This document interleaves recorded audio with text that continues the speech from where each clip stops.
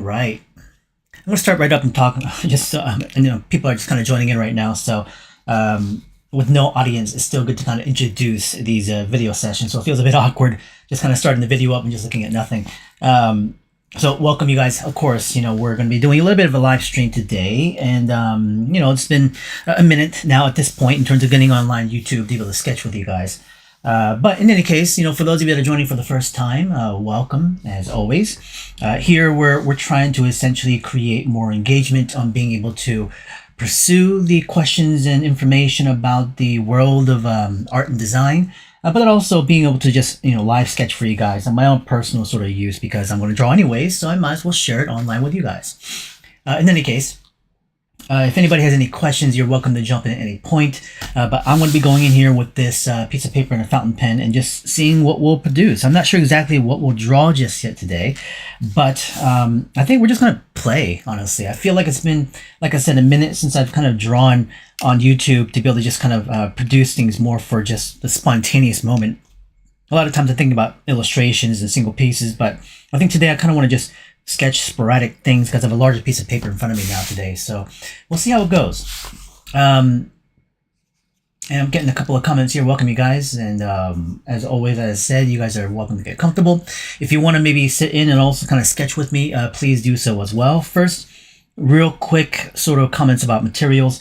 I'm just using a paper called Amalfi paper from Italy, actually. I bought a whole packet of this last year. And this is a larger sheet, probably about 11 by 17, maybe 11 by 14. But the paper is really nice. It's handmade, but I like sketching on these just in general. So no real big plans yet. I'm thinking of doing a character, possibly something a bit more like integrated stuff I just enjoy drawing, which is maybe a bit more like military based, mechanical stuff maybe. We'll see. I had this image in my mind, an idea of a guy kind of a soldier dressed up in military gear, but not traditional, nothing super realistic, kind of a mix of sci-fi. And I imagine these kind of mechanical parts on top of him, but almost as if he's like putting on his gear and running to maybe like catch up to his buddies or something like that, like a food in his mouth. I don't know. I just had this like weird flash of an idea in my mind right before we started the stream. So usually in these situations, I don't come prepared with an exact thing that I'm going to sketch.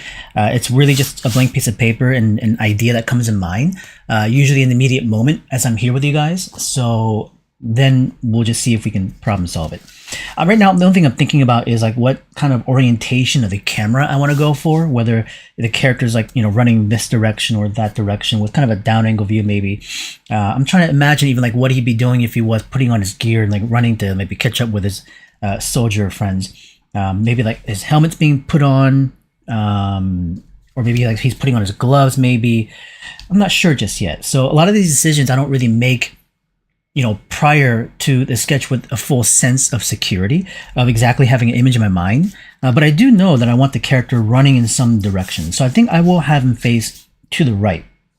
I'm so normally, as right-handers, we draw, we're so used to drawing characters that face to the left. So I think today I'm going to have him face to the right-hand side, running this direction. Head up here, kind of a slight down angle. I like down angle shots. It just makes that depth play a little interesting. Up angle shots are pretty fun as well too, but it takes away from the position of the head. So down angle views tend to be favorable because you can kind of focus it a bit more to the face and expression. I think I'll give him a helmet, but let's see. I think where this idea came from was I was cleaning my bedroom the other day, and I have a figure in there. It's a figure from the animation. I don't know if you guys have seen Jinro, this really, really cool, kind of alternate universe of after World War II, and a lot of the armor set is inspired by a lot of the stormtroopers from World War II period. And I thought it was really cool again looking at it. So I think that kind of where it sparked it. I don't want to draw that, but just kind of the origins and maybe where it came from. So a couple questions I'll get and then I'll start drawing. Do you prefer drawing with the flow or going into drawing with a plan in mind? Both. Basically, I like having kind of a mixture of both, where some things are slightly planned, but not a set idea, and I'll just kind of like go with it in terms of the flow. Talzaya is asking, recently you've been trying to draw from imagination. I'm finding it really tough to go about it. Do you have any advice on how to practice and get better at this? As I said, really, it's all about that classic sense of observation. looking at the many things that are around you. Like right now at my table, I got like this insect, this plastic toy insect I got in Japan. It's out of those one of those gachapon sort of like token sort of things, and it's just sitting there right in front of me on my desk and on my underneath my monitor. And I just saw that right now. I was like, well, I mean, this is a really cool looking thing, and I haven't used it for drawing and sketching. I'm not going to use it right now per se. Maybe I will. I don't know. Maybe a portion of it. Some of these shapes and some elements of details are kind of cool. That's where it starts from, basically, right? So when I see something, all of a sudden it grabs my attention, like, oh, I kind of want to use that a little bit. So to stoke the imagination, to flame it, you need to throw fuel in there, right? So fuel is observation. The more you observe, the more you interact with things, then you can begin to hopefully start producing things. There's a whole aspect of like trying to battle with the expectation of what you're trying to draw in terms of quality and understanding and technique. But then there's the other factor of just being able to just play. So we'll just play right now. All right, I think what I'm going to do, let's start with, so this is a new pen. The ink flow is not there just yet. Give me 1 second. I'm going to grab a sticky note sheet and just get this going. There we go. I had to cap off a little bit too long. So this has a converter inside there. We'll push a bit more ink through. If this runs out, I have another couple fountain pens sitting next to me. There we go. So I do a little bit of strokes like this just to get that flow of ink going. And I can also refill this during live session. All right, there we go.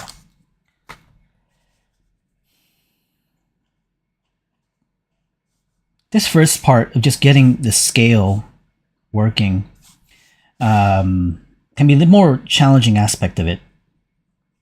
And I think I'll give him like goggles up here.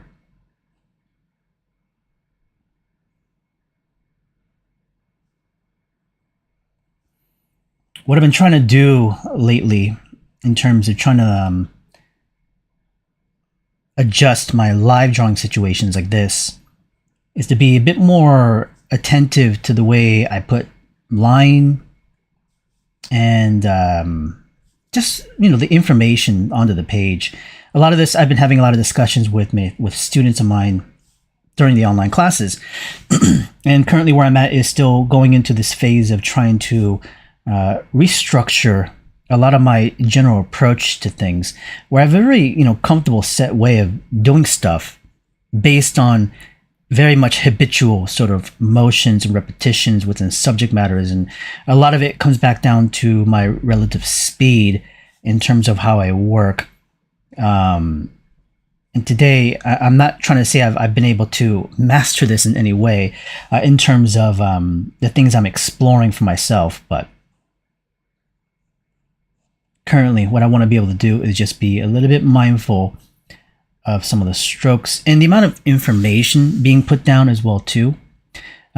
Usually I'd be so driven to just like put as much information as possible onto the page, not because I want to, but because a lot of times it just kind of ends up habitually again naturally going that direction, because I'm always thinking of so much information. I don't have the direct images in my mind, but my brain is racing of like, oh, this thing here, that thing there. And some parts I want to act on, other parts are based on just a reaction to me understanding what parts are there, and wanting to just capture all of it. So these days what I'm trying to do is be a little bit more, again, attentive, slight bit slower, just so I can give myself more chances to really think about what it is I want to do, what stroke of lines do I want, and also just to kind of move in ways that are not so built off of these strong repetitive motions that I've been doing for decades. And very difficult because naturally, as I talk, my hand can start to go very automatic here, and just start doing what it's always done in terms of just drawing. So as I'm speaking about this, I'm trying to convey currently what I'm actually going through my own mind and what it is I'm trying to even achieve for myself these days. Let's put some panel lines here.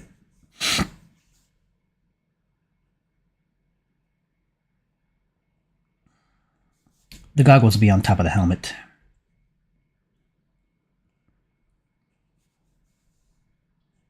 This will be like some straps.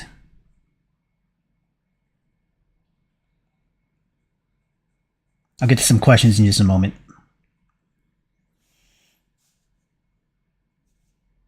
Usually I like to kind of just establish the sketch and the drawing first a little bit, and then get into some of the discussions of things. I'm just checking, making sure things are okay. Let me actually zoom in a little bit more too, just so you can see a bit better in detail. And then, like I said, I'm just kind of stopping for a moment once in a while just to kind of savor it. Savoring those moments, I guess, in producing images like this, because it's just so go most of the time. Usually, especially when I'm like live drawing like this, I'm always attentive to the time, and I think I'm always so cautious of you guys, the viewers, because as I'm drawing, I think for those that have experienced stuff like this, when you live draw in front of others, whether online or in person, you become very, very hyper aware of maybe the things that you are doing or not doing, and also making sure that the experience on the viewer's end is as good as possible. So you're trying to make things not so prolonged and not so boring. You don't want to sound like you don't know anything. You're constantly just kind of chatting and just moving, and without really putting a lot much thought into like what you, the creator, may want to actually even want to do, but more in the sense of like you just want to make sure that the viewers are satisfied, and so you tend to want to move really quickly to get it done. I don't want to go too long, and there's a lot of always a bit of concern of making sure that it feels okay. So again, once in a while, just kind of saying, well, let me just think about maybe what I want to do now. I think I'll put maybe something in his mouth. Again, he's going to chew on something. I don't know what yet. Maybe, yeah, I didn't even think about that. Maybe some sort of like drumstick. It has to be a food item that's kind of recognizable.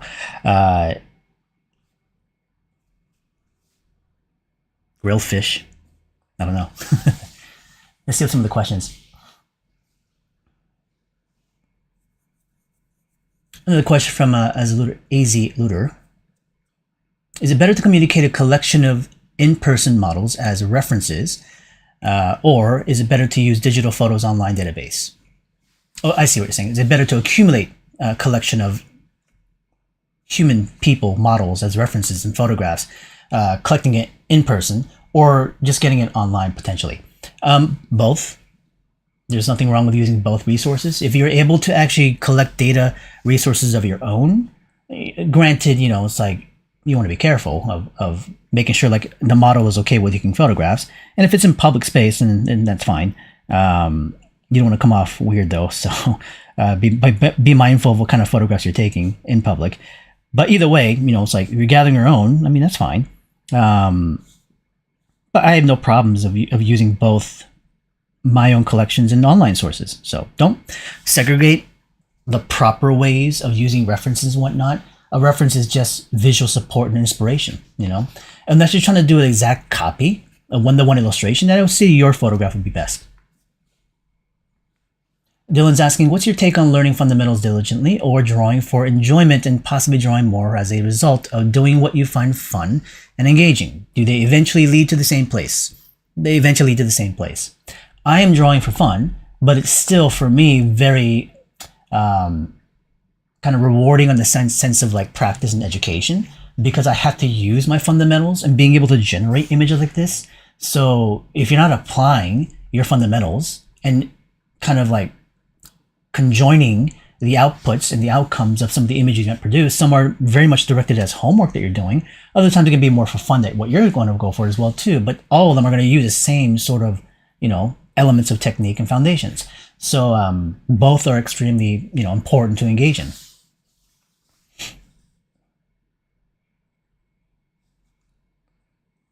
Let's put his nose in here.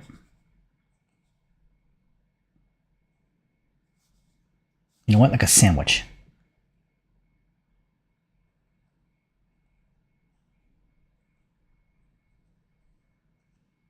with stuff falling out of it.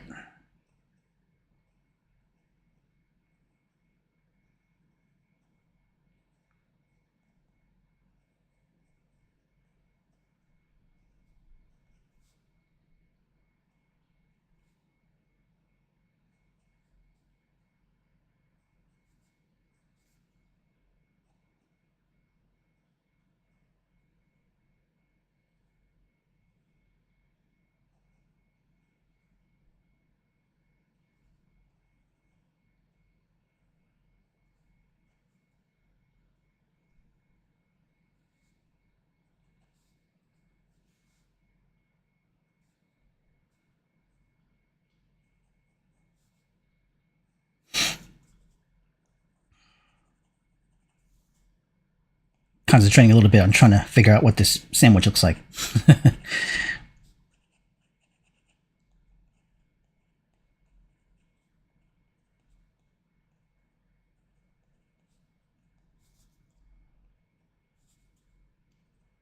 And that's fine. Good enough.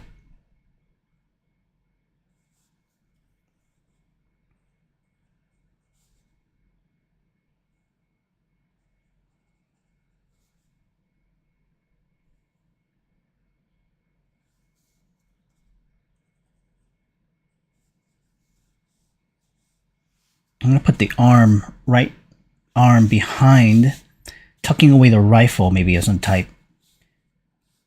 Body, torso, this direction. Let's have, looks a little bit more like a female character.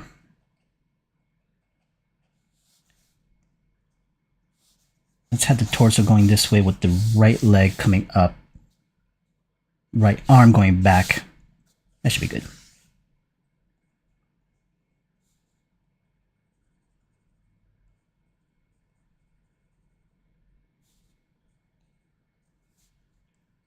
For those of you that are joining in right now, if you're joining in with me to sketch, we're sketching characters.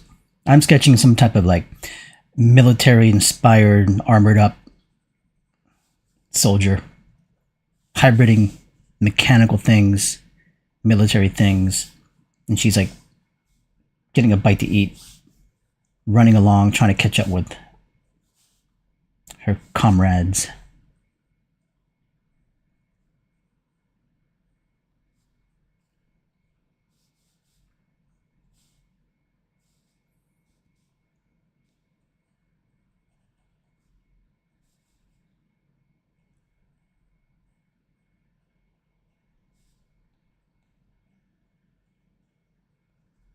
And then we're now just kind of making things up as we go at this point.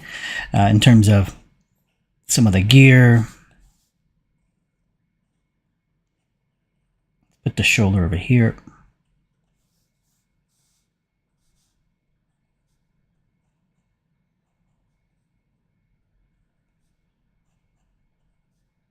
But I want the torso facing a bit more forward.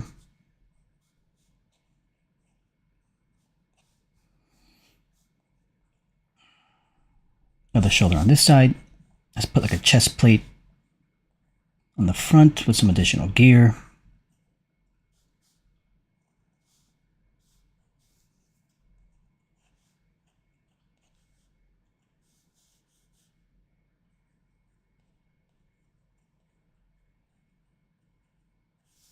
And just kind of, again, slow it down a little bit. I'm going back into that kind of autopilot mode. It's so easy to kind of fall back into that. I catch myself just like everything's becoming again back into that very much typical sort of like mentality and approach. And I'm not saying I want to think more. It's more of just giving myself more chances to kind of like consider things, be present, slow it down. See some of the questions here. Corey Card is asking, any tips on placing your characters in a more grounded and lived-in space? Adding backgrounds and depth while placing characters always seem bland and flat when I do it. Well, I would say think a bit more about story. You know, what's happening maybe around the character. Story-wise, that's kind of creating a scenario, obviously, a scene. It can be abstract. It can be random if you want it to be. It doesn't have to make actual linear sense. So if you want to, hybrid, combine, have things floating around, you can do so. But at least having that aspect of a foundation of grounding of a story, at least to kind of build off from, and a lot of stuff that's happening around it, you can kind of make up as you go. I would say it's fine.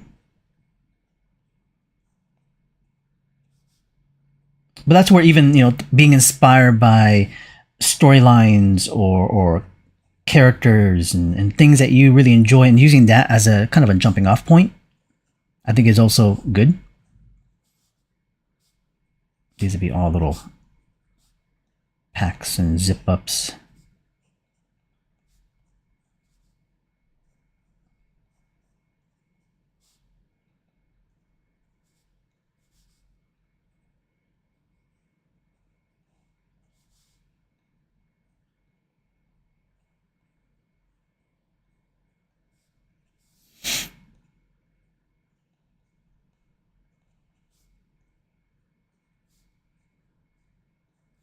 I know it's been a minute since we've had an actual stream. As many of you know, probably with the recent wildfires up here in LA, specifically here up in Pasadena to Altadena, and I live right on the edge of that. And I pretty much was next to the mountain of where the Eaton fire started. So thankfully, the place survived. The house didn't burn down. We were about that close with the fire coming up to it. So I had accepted everything was going to be burnt up that night, but amazingly, it went our way, and it was saved. Our neighborhood also made it through, where it should have burnt, But I had been out of the house for probably a good month, more than a month, and so it's only been maybe 2 weeks since I've been back. Classes had started up, all that sort of stuff, and trying to get everything cleaned up because we had tons of crew coming in and cleaning up the house. Disaster crews, basically getting up all the ash and dust and everything that's been saturated outside to the interior of the house. Our clothing, our furniture, everything had to be clean. So that took a minute, probably another solid 2.5, 3 weeks of cleaning. So finally this week, I would say, is like the first time we haven't really had crew coming over cleaning things up. So it's been nice to get back into a little bit of a normalcy. But it's been over a month of just trying to deal with that. So that's why it's been a little bit challenging to get back into the mode of wanting to do live streams, because there's so much more of the stuff to kind of like prioritize in terms of the home. But I'm glad that coming back here, we still have a good amount of viewers coming back, hanging out, sketching, drawing, asking questions. So it's good. That's the one thing I've liked about the YouTube algorithm, is that it hasn't punished me in terms of not posting as much. Whereas like, Instagram, if you don't post for a while and you post on it again, it's like, it's not going to show anybody your stuff. Which, whatever, that's just the way it is now. But YouTube has always been a place where it feels more rewarding when you're just on it. It's been steady. Not like a dramatic high end of growth, but at the same time, it's steady.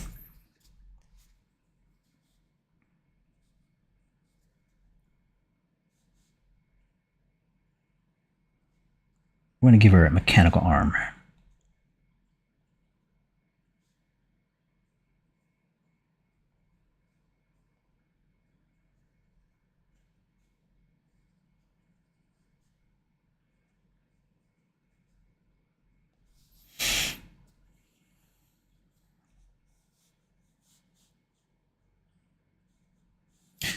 Tuck away the arm like this.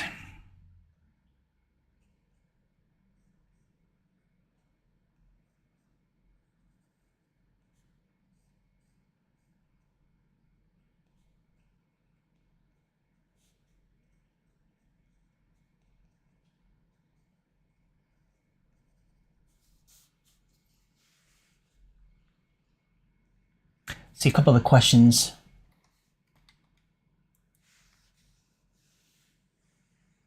You had a question on chapter 2 of a book, which is gesture. I don't know what book you're talking about, but does gesture play a big part in how, does it play a big part? And how do I go about gesture drawings? I've been trying to do them and struggling.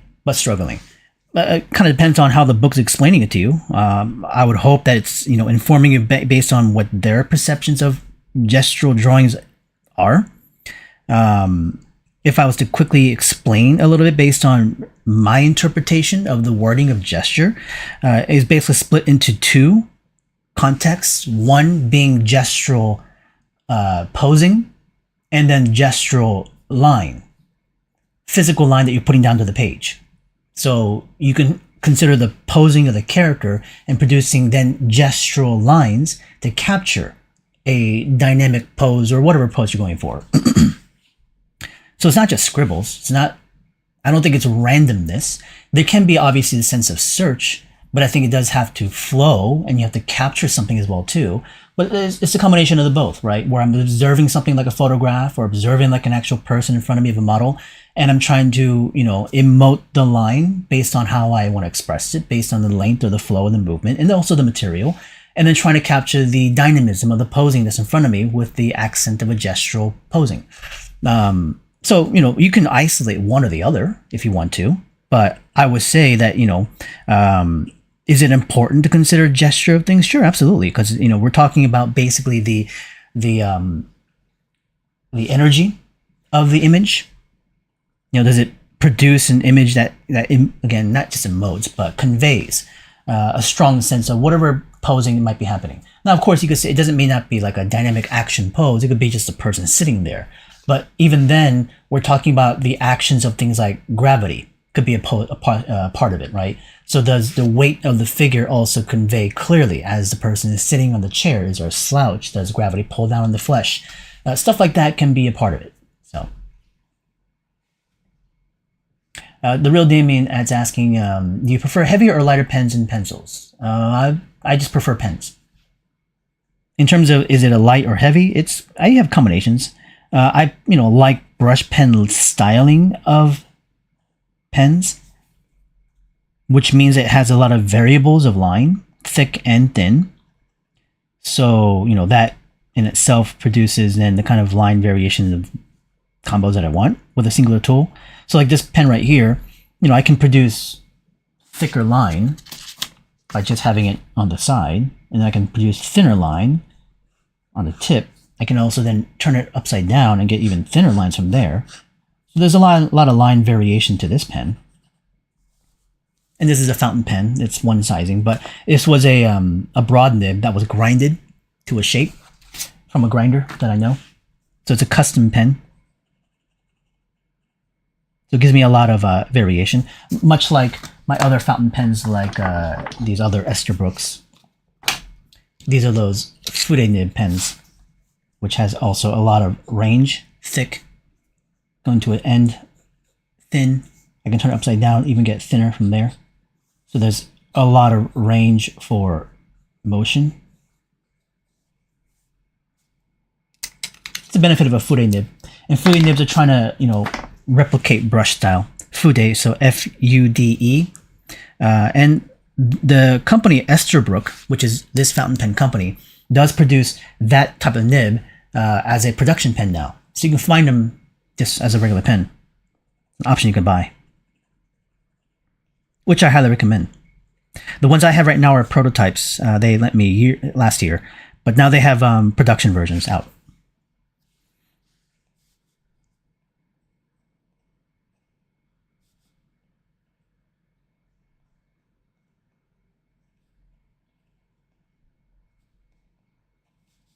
And this is going to be where her rifle is going to be out to the side.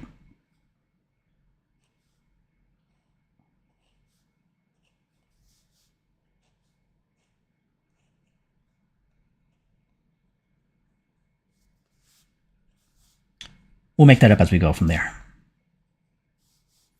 And again, I want her hips to turn a little bit this direction with the right leg coming forward, left leg going back.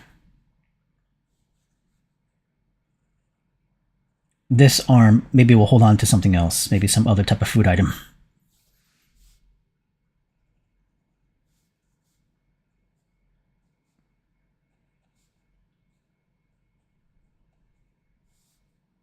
I could turn this pen upside down to get some thinner lines that I want.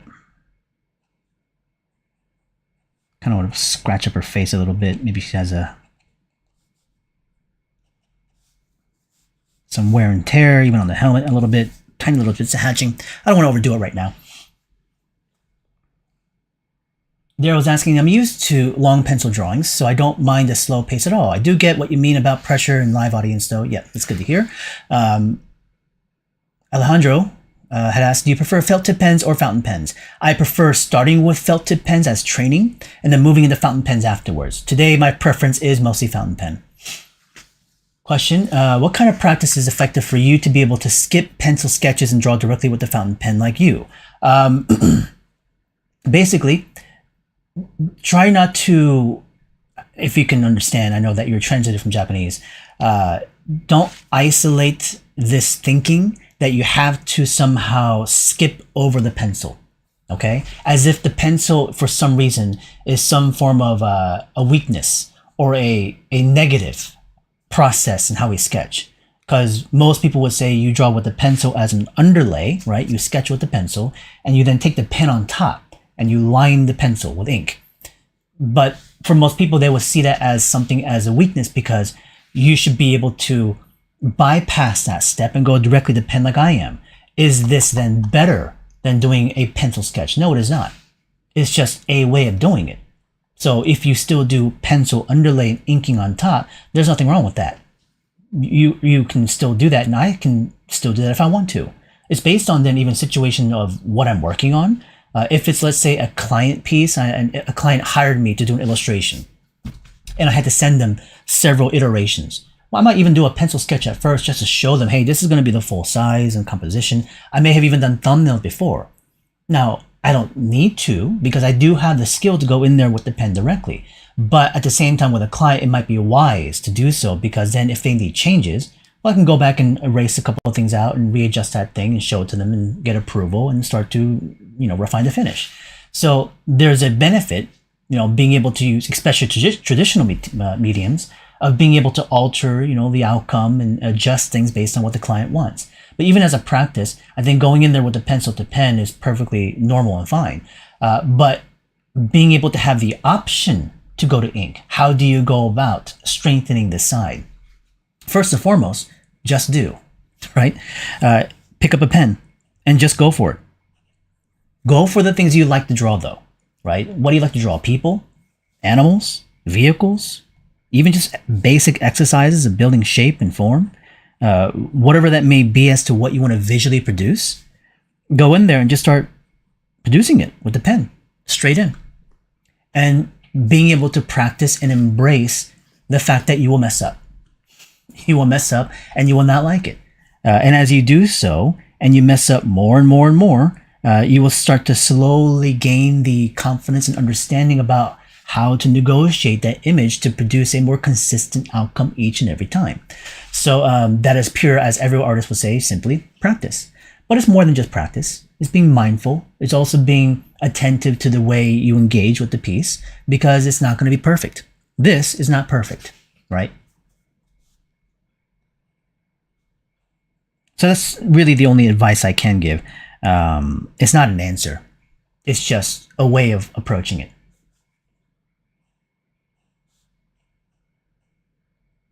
And from that, hopefully what you can do is just give yourself more opportunities and moments to experience stuff like this where eventually it becomes more positive. At first it doesn't feel very nice because it's so hard.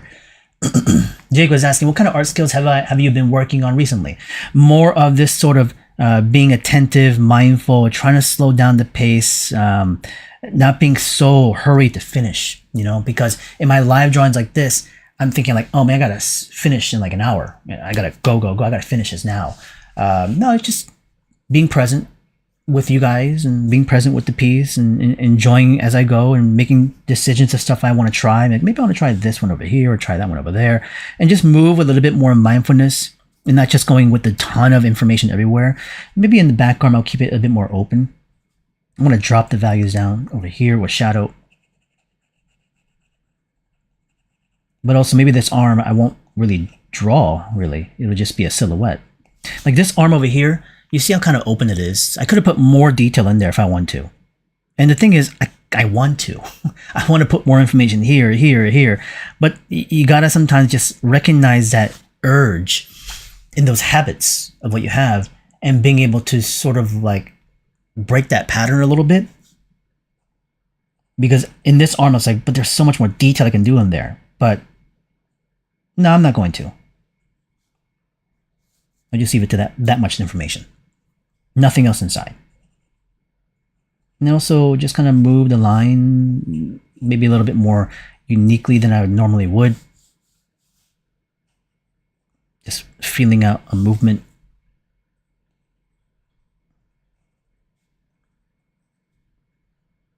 I think what I also do a lot of times is I tend to jump around. I will jump here and here, here, here. I think these days also what I want to be a little bit more mindful of is being able to like settle up in a certain spot and move on from it and don't come back. Don't come back to like, I gotta do more. Don't come back to it. Just leave it. That's my usual sort of like pattern. I'm gonna come back to finish it. That's the idea. But I think what I'm gonna do is take it to the finish of what I need to do in the moment. And if whatever else I think of, I'm not gonna act on it. Just move on.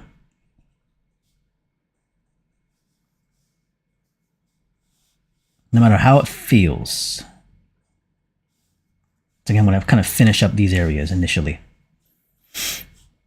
Kind of want to put some kind of mechanical backpack detail thing here. With like weird pipes and gears and... Again, I'm just making up stuff.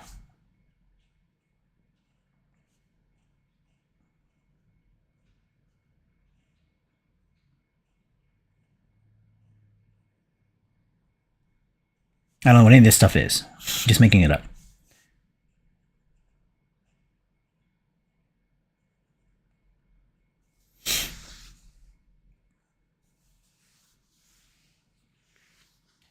Hey Tortuga, how you doing, man? If you're still there. Gotta go back to Korea, hopefully. Maybe, I don't know if that'll happen this year, but... Sketchy is asking, good to see you live again. I'm glad you're here, hanging out. Eric was asking, any plans in the future to go with Aaron and Manu again? I love the art that you guys produce and share. Well, Manu is in India right now, well, close to India, I believe, in that area, region. He's tracking snow leopards up in the mountains. So I haven't seen him this year just yet, but I'm hoping to be able to catch up with him. I want to do a Yellowstone visit. We usually do a Yellowstone trip around May. It might be a little bit in the early part of the year of May. I'm not sure just yet, but I'll probably see him at some point soon. Aaron, he's been busy with the Snow Bear release, so I haven't seen him because he's been in production for that for a long time. So it's been a minute since I've seen him. It'd be nice to go on a trip, but now that he's wrapped up, hopefully, maybe he can do some more stuff, but we'll see. But yeah, I love hanging out with those guys for a lot of wildlife trip. Trevor's asking, have I ever visited SCAD? And that's the Savannah College of Art and Design in Georgia. I have not. I was actually invited to come check it out. The people that were, I guess, under administration at SCAD stopped by my table at the Lightbox Expo. And they mentioned, the idea of maybe having me come out, but they haven't reached out. So that's okay with me. I mean, I don't mind hearing from them, but I'm so busy with so much stuff. If they were interested, they would reach out to me. I just finished up a workshop that was supposed to be in Paris, but it was all remote online. So it had happened when the fires began in January. So I was supposed to be in Paris for like 2 weeks. So I didn't get to travel. And instead I had to do the whole workshop online, which was fine, but man, I wanted to be back in Paris again. It's been a minute since I've been out there too. But this year, no big travels have been set, which is unique because typically I would have some sort of like a, international workshop or event, which would have been the Paris one. But nothing else has been set. A lot of stuff in the U.S. San Diego Comic-Con has to be prepared for because I'm trying to do my new Dynamic Bible finishing up by then. I have to finish it by probably end of March at the latest. So it's like in 1 month, I have to finish everything up.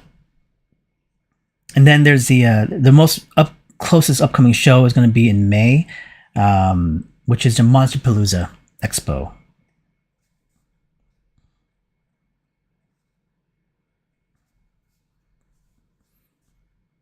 So after Comic Con San Diego, that's in July. I'll be in New York Comic Con. That's going to be in October. So anybody that's in the East Coast, I'll be out there around that time.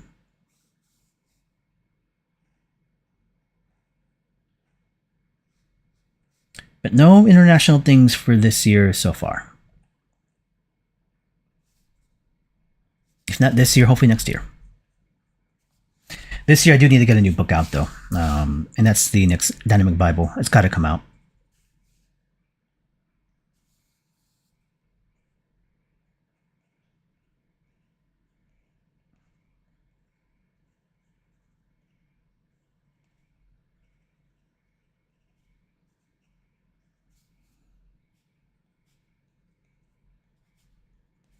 See then a couple questions here.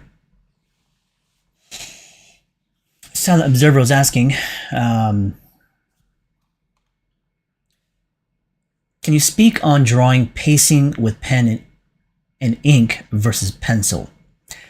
Drawing pacing. Well, I mean, I don't think it really differs that much for me specifically.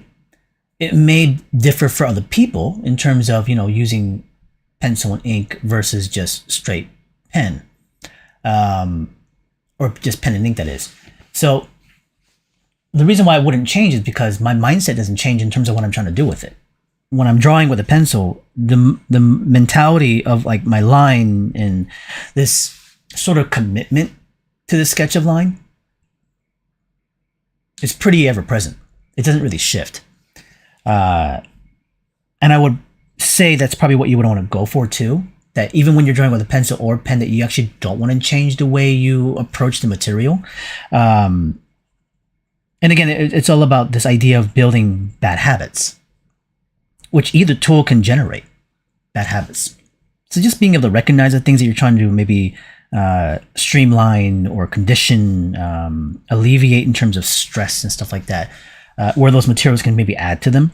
And then being able to sidestep them or become better trained within those areas, but then also migrate them to other materials too. So that's kind of the mentality I would say is just be careful where all of a sudden, because now I'm using a pencil, I can now do this sort of stuff, like erasing as much, So, I mean, granted, it's one of the benefits of a pencil, you can erase, but you don't want to become all of a sudden like dependent on it. And then also what happens, again, habit. All you do is start looking at a sketch, and you don't like it, erase it. And draw it again. Oh, I don't like it. Erase it. Oh, I don't like that. Erase it. So you sit there for like 20 minutes trying to do one little thing. That perfectionist mindset takes over. So you got to release that a little bit,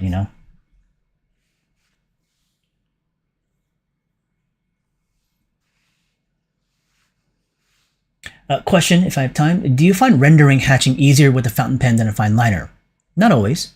I think it depends on the tool. But at the end of the day, they're still both just ink. When I say it depends on the tool, sometimes some react better to your handling, paper type, whatever the case is. So it feels better. And when it feels nice, it comes out smoother, right? You find that vertical fine liner grips really limiting when I'm trying to hatch rounder forms. So again, I think it's kind of dependent upon your movements. It doesn't really say that felt tip pen or fountain pens are better than each other. I do still prefer fountain pens because of its just sustainability. I'm not throwing it away. So, but felt tip fine liner tools are great tools to draw with.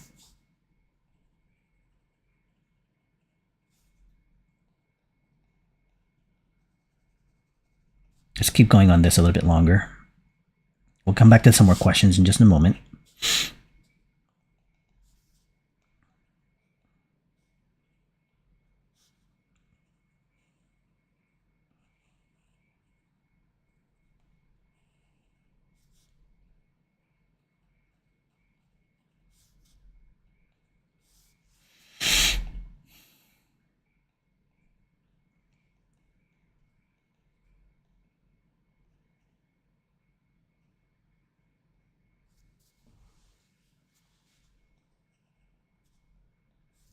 Classes have begun for me right now, so we're about in week 4. coming up. So about halfway through at the moment. For those of you that are interested in classes into the future, again, I offer more foundational classes, figurative, and early dynamic sketching. Next round of classes probably will begin around, what is it right now? We finish in March, so probably at the end of April, something like this.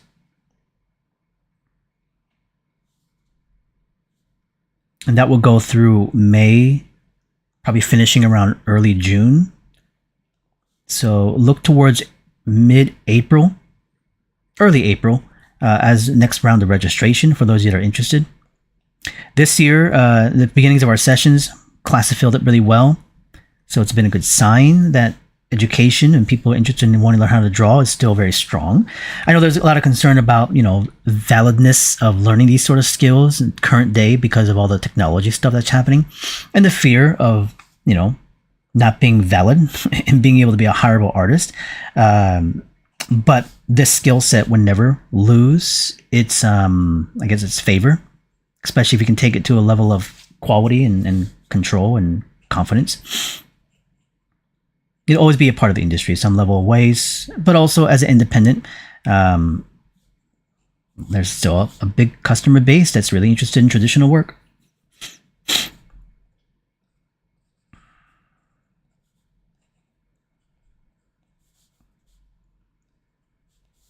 We're going to focus on the right leg. Back leg would be really simple. Right leg coming forward, but this is going to be lighter, looser than that upper portion. There'll be an overlap here with a knee. And we'll kind of mechanize some things as well too. Joints.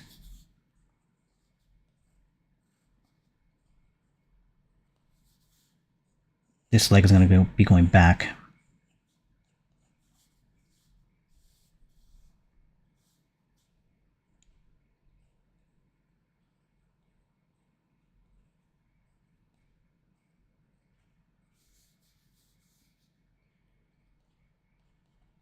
I'm going to put very minimal details on this one.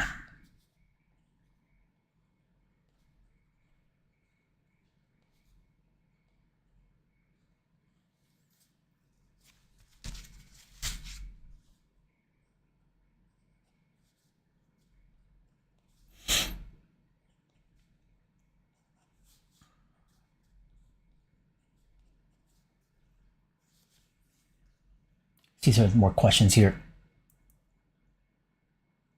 Millie was asking, how do you go about art blocks? Do I just wait it out? Can I do any practice to overcome it? For myself, I rarely hit these sort of art blocks because I have a large amount of visual data to kind of pull me through. But for myself, like I said, it really is pulled through by a lot of inspiration. So I watch a lot of movies, play a lot of games, and all those sort of things really help in keeping me really inspired and enthused to generate stuff. So that hasn't really gone away. So I would say, to kind of get through those art blocks is not to sit there and force yourself to draw, because it's probably not going to happen. It's really more about being able to kind of inundate yourself with a lot of visual information or just inspiration of things you like, and also things that can be discovered as new. I would say beyond that is working with a lot of other artists, friends, coworkers, peers, students, to kind of get you through those periods of time as well. I would say is also really important.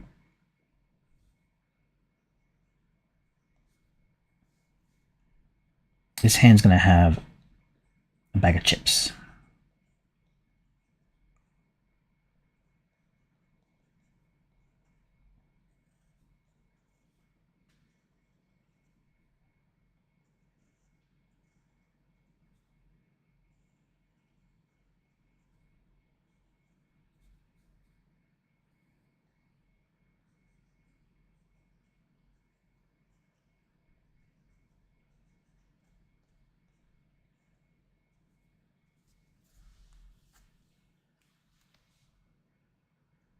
Question from Aiden Bear is asking, what is my favorite thing to draw? It's a question I get a lot of times. If I was to, in my normal response is just the act of drawing is what I like. But, it's like, even though that question is presented to me often, I would say I go through different periods of swing. That could be a different way of answering this. Where the sense of what I tend to focus on or have a favoritism for tends to be it shifts from period to period. There are some periods in which I just like to focus on wildlife. I just like drawing wildlife nonstop, Like right now, I could switch back over to like human characters with mechanical or military things. It kind of transitions from one thing to the other. In general, overall, I wouldn't say there really is a singular sort of like favorite subject matter, but I will say that I do go through these sort of like moments of jumps from subject to subject, basically.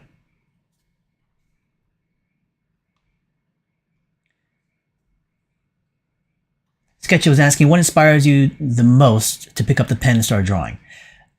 Um, if you're talking about right now, there's nothing that really inspires me the most because it's already there mentally that I can't turn it off, right?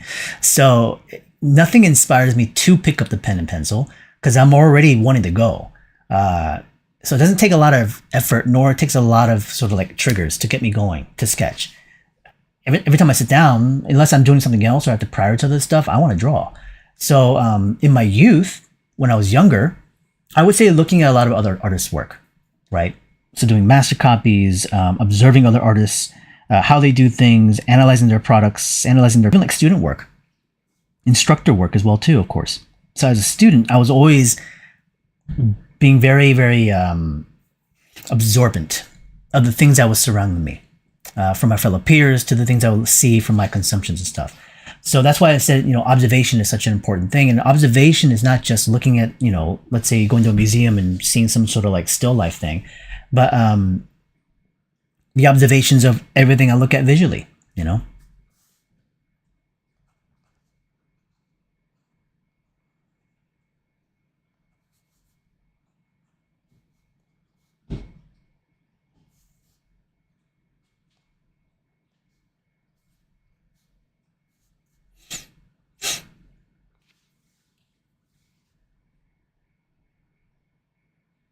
Then Photo has a question, which is any advice about how to get rid of the perfectionist mindset? I don't think it really ever goes away. I think all of us as artists have a certain degree of level of that because this is a very pressure oriented sort of performance sort of thing that we do as even as competition and working in the field. That's always just a part of that sort of like environment where you have to have this sense of attention to detail and this expectation of a certain sort of consistent outcome, especially when you're working for the industry, even when you're working for yourself. So again, it doesn't really ever go away, but I do feel that you're able to engage with it better, more healthy in a manner, where you don't succumb to this very kind of maybe even self-abusive sort of approach, and even going into mentally being very, very kind of down on yourself with things. But knowing the fact that it's still going to be there to some degree of level, what it should do is again have that sort of skill of attention to details where you're going to pick up on things like, oh, that needs to be this, that needs to be that. So based on conversation, working with other teams and working with other people, you're able to deconstruct and plan appropriately to like how you want to produce a certain thing, whether production wise or otherwise. So a perfectionist mindset can be very beneficial. I don't see it as a negative thing. It can become a slight negative thing if you get stuck, right? You get stuck in this kind of cyclical nature and you're unable to progress because you can't let go of things. But that letting go, like I said, is not ever really going to go away. It's just you're able to work with it. That's probably the best sort of thing you might want to consider. So Juan is asking, how do I usually deal with stress? Drawing more. But that's just me. Not everybody would have that same agreement because for them, drawing or sketching is stress inducing. This is not fun for most people. Because I could say that I think drawing is a lot of fun. I've had people, reply to me with seriousness like drawing is fun. Because for them, drawing is not fun. They find it highly stressful, extremely depleting. Energy sapping. And I get that. I mean, it felt like that when I was younger, like in college and stuff like that, because especially when you're having to do things for somebody else, that becomes very stress inducing, especially on jobs and even when you're a student. But for myself, these days, most of the times I'm drawing for me, like this right here. Yeah, I'm drawing for a live stream, but it's still what I want to do, right? So I don't feel stressed by having to sit here and draw something, in terms of what I want to create. But if some client came to me saying I need this specific thing and I'm doing it in front of people, it's like, well, that's a little bit more stressful because now I'm trying to accomplish the visual sort of goals as to what the other person wants. And in our job in the concept art design or illustration field, it is all about that, being able to solve the problem of someone else's inability to actually capture it. And it's one of the challenging things about it, being able to predict what they are thinking about. Sometimes they don't even know, right? But to deal with the stress is for me, it's still being creative, creating for myself, being able to have that moment for just you, right? It's not even just drawing; it could be anything creative. It could also be things that you just like doing. Like I said, I still play games, I watch a lot of movies, getting outside, hang out outdoors with my friend Manny, or go on hikes. As cliche as this kind of sounds, but still, it's that sort of kind of like balance of how you deal with your things day to day and life priority is very critical.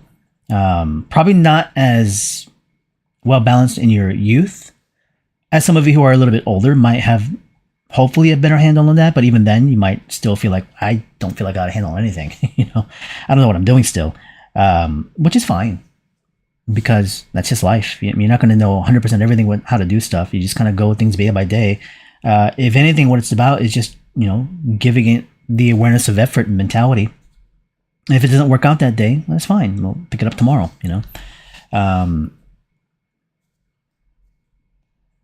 But I certainly would say you don't want the mentality of like that procrastination sort of mindset, which is, well, I can do it tomorrow, so I'm not going to do it today. You can try today and not be very good at it. I'll pick it up tomorrow, but you're still going to try now, right? So there has to be that sort of effort and discipline coming into this thing. And when it comes to that, it's like it's this self, sort of built up, nurturing, but also engagement where you can become more disciplined over time, based on experience, of course. Again, this leg I'm not touching anymore. I want to keep it simple, light like that. Let's have some things also being dropped. Maybe she's dropping other stuff. Small packets of food.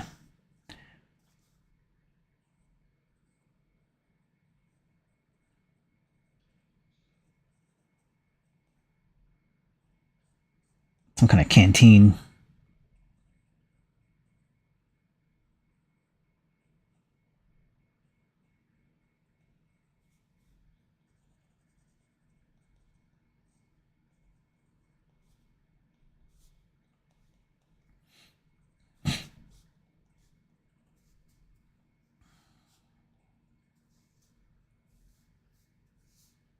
And I'm gonna just draw more stuff. Again, this wasn't some sort of planned illustration with some kind of story or scene. I just want to make stuff up.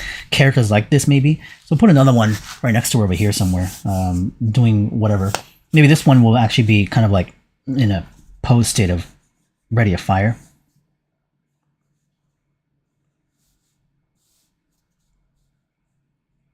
Let's start with maybe the shoulder instead.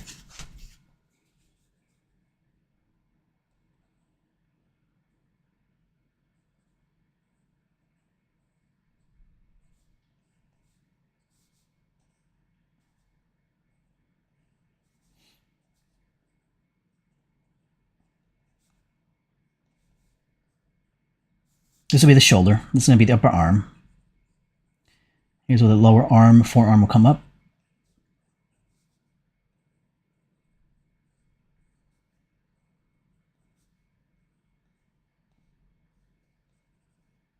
And we'll put the trigger guard down there.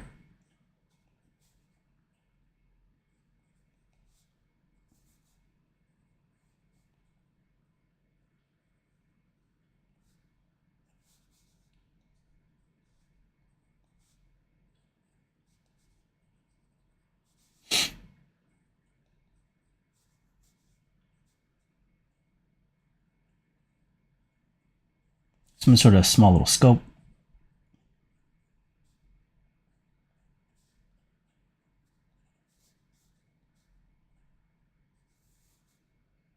I'm just making up this rifle. It's not a specific model. It might be based on something that's, kind of in reality.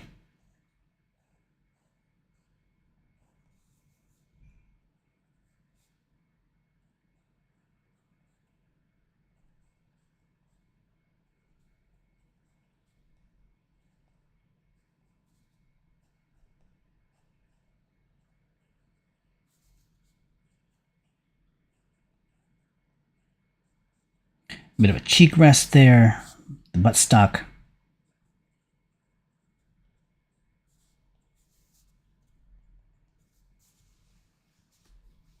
Let's see some more questions. A question from Pao. You're curious to get your input on the differences between commission and freelance work. Commission and freelance work can be basically the same thing, but for myself, in terms of consideration of the difference, a commission I will be taking on the spot of a singular illustration, whereas like freelance work would be more for me as a production piece, a piece that's going to go into, let's say, some sort of print, design, product, maybe, where commission is a singular live illustration, where that illustration is then given to that person. So the image of a commissioned piece that I have is not going to go to print or some sort of product to be reproduced multiple times. Whereas freelancing for a job is a product, basically. Ahmad is asking, any advice on how to study figure drawing as a beginner? Just start right away with some of the preferred books and illustrators that you know of. You go on YouTube a lot of times, go to like Proco, and they'll introduce you guys to so many different sort of like artists that are out there, especially on the more basic levels of people, like Loomis or Riley, to even things like Bridgman and whatnot, and use those kind of tried and true standards of things that we know. To be able to kind of start right off into it, especially as a beginner, just getting introduced to some of the standards in print. It's kind of learning the language at first, right? Getting used to the materials as well too. Playing with pencils, inks, charcoal, whatever case you want to use, go from there.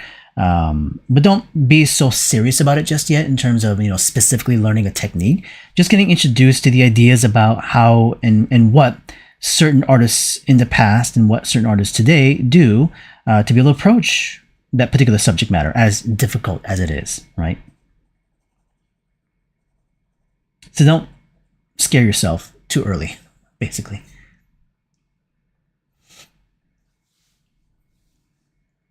Sobaka is asking, can't buy the book because I'm in a country where they can't deliver. Yeah, the Dynamic Bible, unfortunately, it's hard to come by shipping-wise. That may change soon because the European distributor, the Liber Distri, had been out of stock for a while.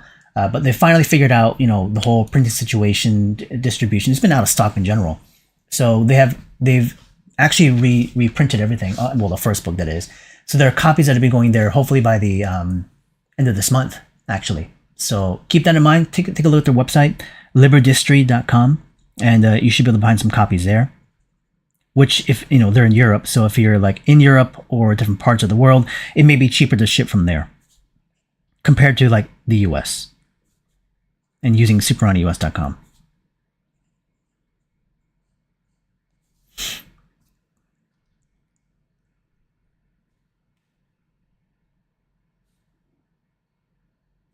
Mike, appreciate the comments. Thank you. JP, how do you know what to draw first? Because one thing is overlapping the next one.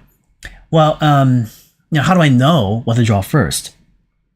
Like for example, in this instance, I have a pose of a character holding a rifle, and he's bringing his arm up like this. How do I know to start here? Why wouldn't I start in the front of the weapon, or start with like the head and work my way front? For one thing, it's of course the key aspect, which is familiarity. Being highly familiar with the subject matter, with the imagery, where I may have drawn similar kinds of images like this, maybe not exactly of this posing, not exactly of this shot, but similar types of imagery before in the past. And having done so, it allows me to play with the camera, the posing, small little movements here and there the way I want to, and making it slightly unique and original of its own. So I kind of know where things are going to be. I don't have an exact image in my head, but I can play with it directly on the page. But that's where it comes from, which is having done sketches many times similar like it, and many work fine. Others may not work as well, and it's just the countless hours of practice that go into it, which is kind of where everybody I'm sure is, right? Just practicing a lot. But there's no guarantee that this is going to work. What I'm drawing right now of this particular character, this soldier holding a rifle and coming up this direction, this may fail in terms of like the quality or the posing or the details or even my actions. I may make a wrong choice somewhere within this. There may already be a lot of wrong choices right now. And some things may not even reveal themselves until later on as I go into my drawing. So that's frustrating because as much as you would like to have full control, with familiarity, you have some semblance of influence of control, but not 100%. But it's the releasing of that control is what really helps the most, which is scary. Because, again, even though I don't know what's going to exactly happen, and I know that potentially this could fail, I'm not going to force it to be like, well, now I have to go, exactly look at something.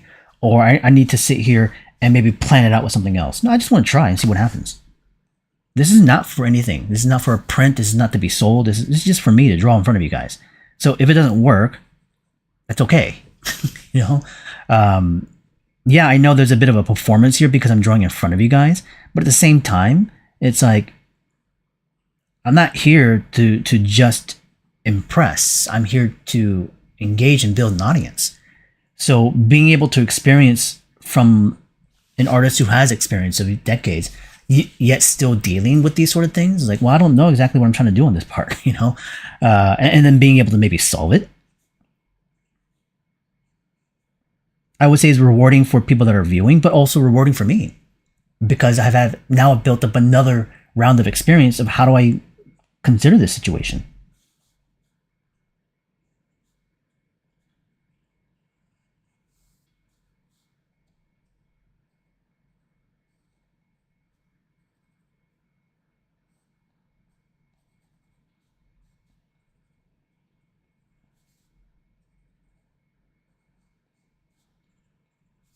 I see some more questions here. Alita's asking, how long do you see yourself teaching for? As long as I can keep it up. Which could be, probably well into my 70s and 80s if I live long enough for it. We'll see. After you learn forms and perspective, I feel like a blind contour is cheat code to faster improvement. Yeah. Once you understand forms and perspective well, being able to combine different sort of approaches, some that are built internally, some that are built externally, whatever you got to do to be able to solve the image, right, at that point.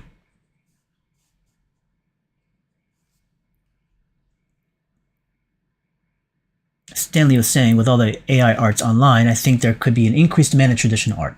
You're already seeing that, honestly. The value of original work will go up because further into the future, the discrepancy of people that are trained to do this and the ones that are not being trained. Currently, right now, the younger people coming into schools who are not wanting to train this as much because maybe they are turning to more technology. If they decide to go that route, those people that have the skills within this may become more slim, becomes a bit more of a commodity at that point. So this sort of traditional work will always be valued. It'll always be sought after by collectors and people that are interested in art. But in the world of technology, as it's always changing, you have to learn a new thing. But the value of digital work will never be equal to traditional, whether through the AI stuff, but even just from the past. If I took this original sketch and I scanned it and printed it, what would you pay more for? The original or the print, right? So that's never going to change.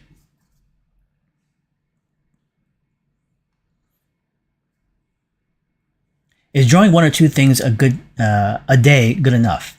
Sure. Even if you draw one thing. Even if you don't draw that day, fine. Maybe you'll draw tomorrow, right? But I would say it's mostly about the mental aspect. Is your mind engaged in some form of creative aspect?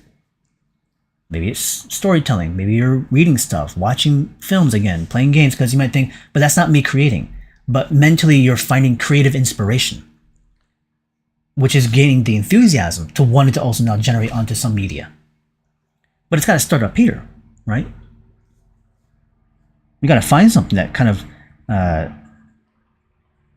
creates this sort of like, I guess, energy source, a spark of enthusiasm that gets you rolling.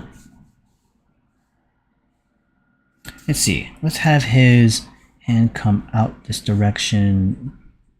I'm going to, again, keep this guy a bit more minimal in some of the areas. I'm going to push her line weight around a bit more as well, too. As the lower portion of the rifle comes in. I think maybe where I want to put the hand, we'll put it down here.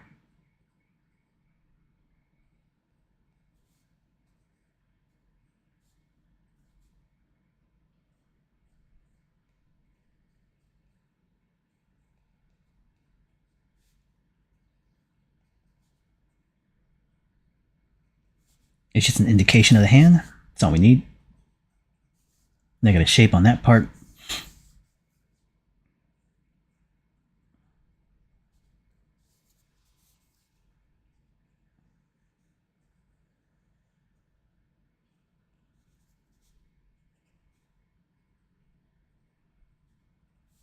What you'll also notice is that I don't necessarily rotate the page, right? With these sort of people ask that question all the time. It's like, is it okay to rotate the paper? Because it seems like you don't seem to do it. Yes, it is. It's totally fine for you guys to rotate the paper as much as you want. Maybe to a certain level. I wouldn't go very extreme. But I don't, mainly because purely for the experience of the viewer. Because if I was rotating the page constantly, it'd be very disorienting. So I've learned to sketch without rotation.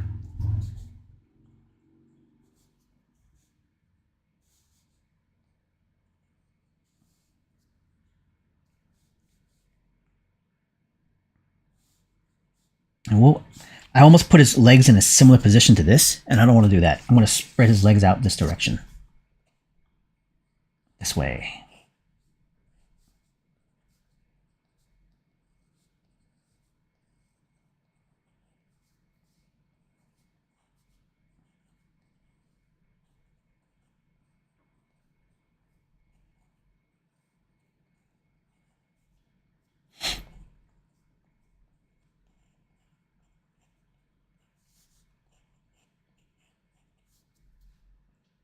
That's good.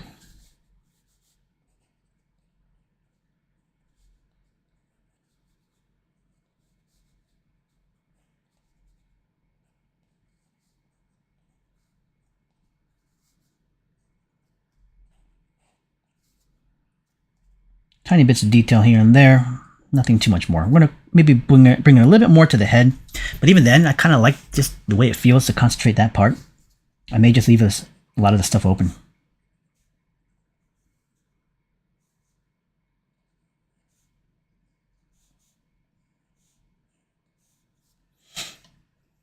So here's kind of a thing that's happening right now for me.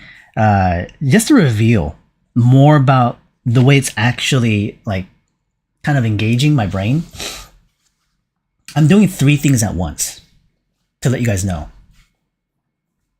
In the past, I never mentioned this, but I'll mention to you guys here. I'm actually doing 3 things at once. The first thing I'm doing is I'm drawing. And I'm drawing these characters for fun. And I'm probably going to go till about maybe 7:30ish, 7:45 for like another 40 minutes or so. Because I have another meeting today. And what else I'm doing is I'm reading your guys' questions.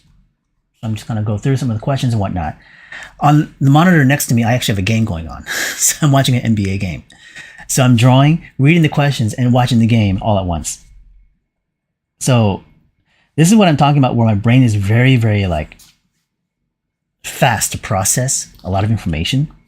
I can't help myself. It's like I always have to have something there.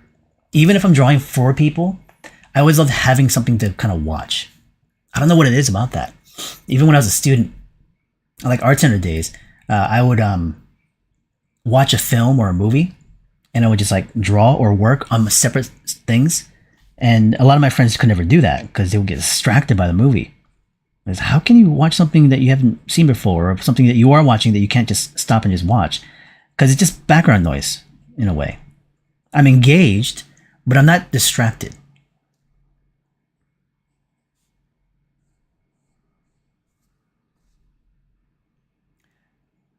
Parad is asking, is my Esterbrook collaboration still in the works? We actually are talking. I actually met the kind of the, well, I guess he's the owner, the CEO now. It was at the Penn convention just last weekend.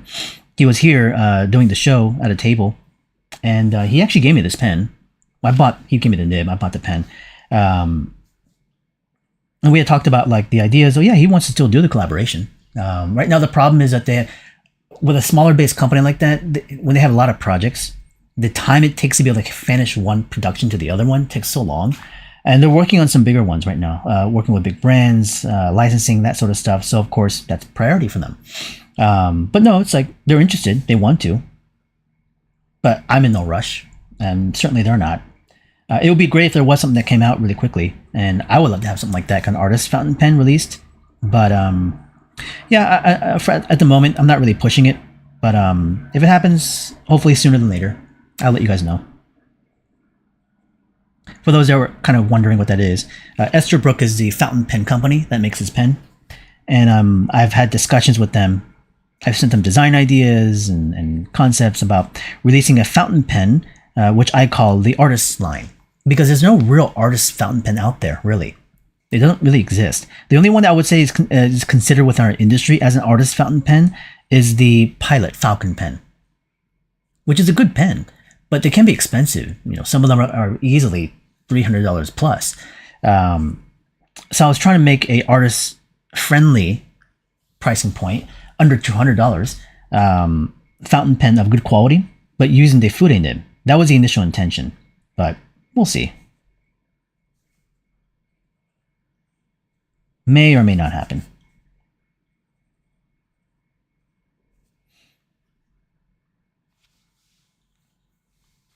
Andrew was asking, can you give us a window into your mental workflow when it comes to the hierarchy of things you've studied, things I've studied, and how they come together subconsciously, gesture, anatomy, perspective?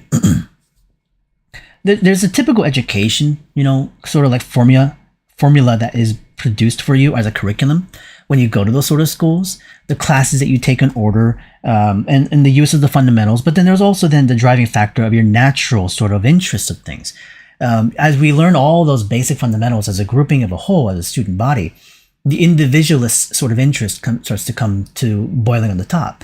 So for myself, about maybe a year and a half in, of course, I start to understand that what I really still want to do is draw. That's really my forte, even though I spent a lot of time painting and oils and acrylic and, different sort of medias, but also, trying to consider the different sort of industries that are out there, illustration or comics or whatever the case is, and settling upon things like design eventually. But it wasn't until about a year and a half, maybe 2 years in, where that sort of decision making becomes, an aspect of where you go. But in terms of the mental workflow, within that, again, the actual literal process changes over time. Where as a student, it would have gone into thumbnail, from observation, look at something, right? Thumbnail things multiple times, take that thumbnail, do a underlay of some type, whether through a marker, a light pen, maybe pencil sometimes, and then ink it to be able to polish it, to be able to finish it, right? In terms of those other elements, gesture, anatomy, perspective, they're all integrated into one. There's no actual step-by-step as to what comes first. Somebody could say, well, doesn't gesture always come first? Not necessarily. You could do a perspective grid line and then do a gesture. You could build a form first and then apply a gesture. You can apply a gestural line, then a form. The order or process in which you build is then very natural, or not really natural. It's kind of an identifiable fingerprint that you develop for yourself. So as you build those techniques, you then have to kind of experiment by reorganizing. What do I try first? What do I experiment here? Maybe with this material, it's its own specific formula. With that material, it's a different process, right? So that comes through simply of your trial and error and being able to discover what works best in order of process of workflow, right? Now, of course, it's good to still hear others in terms of what they do because it gives you insight to a possible sort of approach. And you can then replicate that. Well, this person has this sort of mentality. So, for myself right now, I would say I'm thinking more of shape to then form, always. Then the consideration of anatomy comes after. As I'm doing shape to form, perspective is already somewhat integrated in together, but the shape to the form is always the most important thing, right? So you can go with that approach, but then you might find out, man, I can't really control it the way I want to. So maybe your first mental workflow needs to go into the process of thumbnail. I don't leave thumbnail as much, but I would highly recommend to people that are actually starting off, right? So this is a conversation that can go on for hours, really, because it's a very dense and it's very subjective as well, too, in terms of the working order or process. And there's no right or wrong here. That's the one thing you have to keep in mind, Andrew. There's no right or wrong.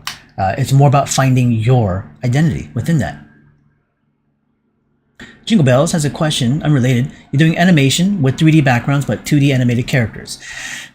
Interesting, okay. Do you think it's necessary to spend a lot of time learning perspective if the backgrounds will be in 3D? Yeah, because if you're trying to actually, regardless of the material or the media, as you're constructing, let's say, a background in, granted, it's already in three-dimensional space. How that character engages within that three-dimensional space, having an understanding of how perspective will work, will probably be necessary, right?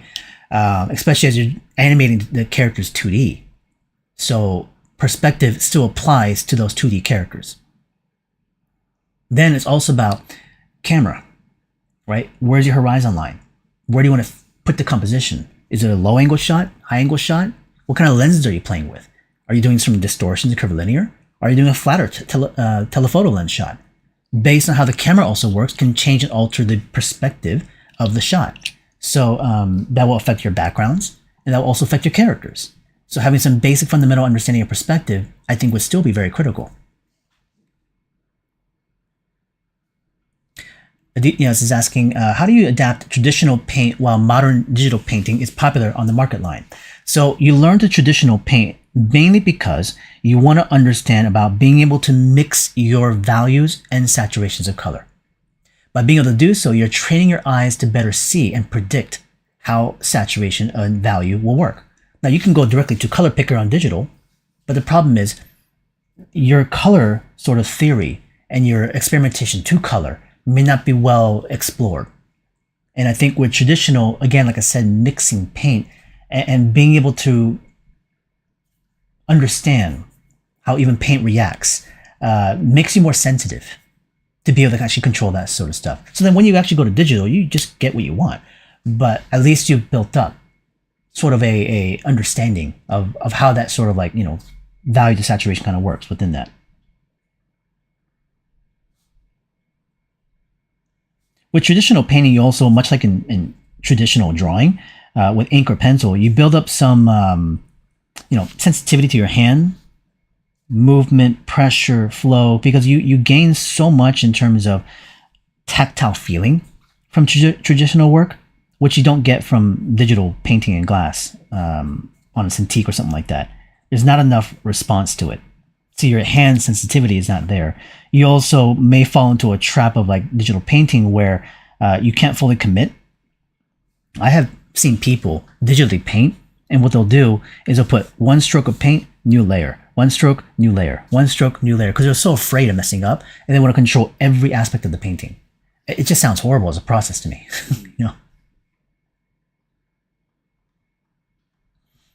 So there's a whole bunch of questions below. I'm still going through the ones that came above. So be patient. I'll get to you guys soon. Rufus is asking, how do you train your visualization skill? I think constructing forms in your head helps. And I would say I'm gifted in terms of being able to create a mental image because I'm very vivid in that. I would say you're very lucky then. I don't think a lot of people can actually do it very well. I can probably just do a fraction of that. I get a sense of an image. It's not very clear. It's very ghostly. Repetition has to be constantly done because if I don't, I forget. So constructing is the primary action of what you would do. Simplicity, right? Bilski is asking, you thought on sticking to one art learning source for a while. You started following my dynamic sketching course on CGMA. Do you have any tips on future weeks? Well, I wouldn't necessarily do that, Bioski, in terms of isolating a singular learning location of source, because today, in this day and age, you can't really do that, right? Because no one place is going to give you the best experience. And you got to be able to expand your reach of connection to be able to generate as much, I guess, consumption of education as you can, but also realize the comparisons of content, quality wise. You would probably have a good experience at CGMA, but it would be very even different if you went to me directly, right? I don't teach at CGMA anymore. Dynamic sketching is taught to other people. You might have my videos, but other people teach it. So you're not really getting it from me directly, if anything else. But still, it's a viable source of education. But it's not the only source, right? So you want to spread out a little bit. It's still overwhelming because, there's so many educational platforms that are out there nowadays. So it's hard to discern like what's the best place to go to. And again, it's not really the best place, but you still have to experiment a little bit. This school here, that school there, CDA, Brainstorm School, Warrior Art Camp, individual artists like me, people that don't necessarily do feedback, that could be like subscription based, like Aaron Blaze. It could be Schoolism, it could be New Masters Academy. There's so many options. But as you kind of like tend to these over the many years, bits and pieces of it, you begin to kind of like garner a better sense of understanding as to what best fit for you.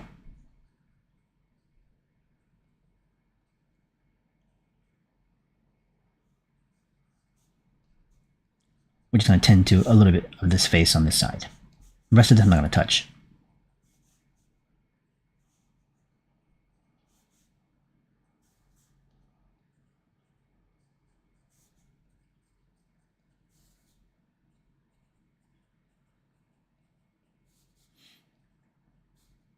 This is, for me, basically just having fun.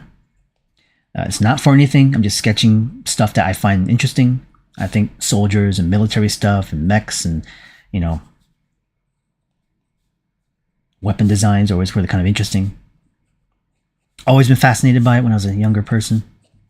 So just sketching this loosely, just to have fun with it. Again, is something I like doing.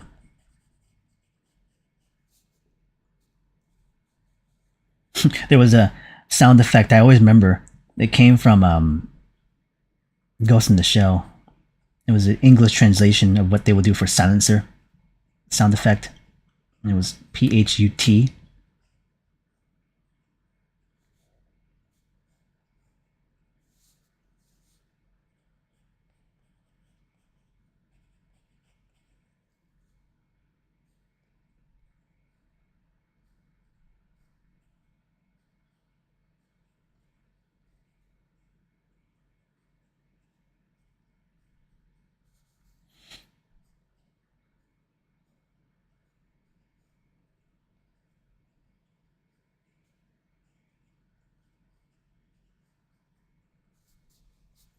There we go.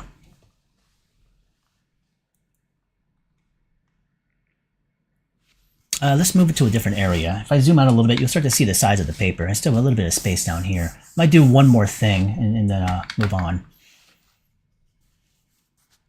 Let's put something down over here. Let's have it continue, maybe going the same direction. Instead of a human-based character, maybe we'll just do some sort of machinery, mecha, big dog sort of thing. These sort of drone warfare stuff that's going on right now is pretty crazy. So maybe I'll play with that. 1 second.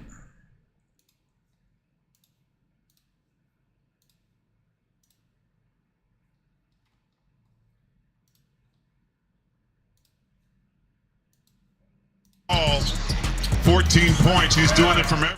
It's the NBA game. I was just trying to turn the audio down. Okay, there we go.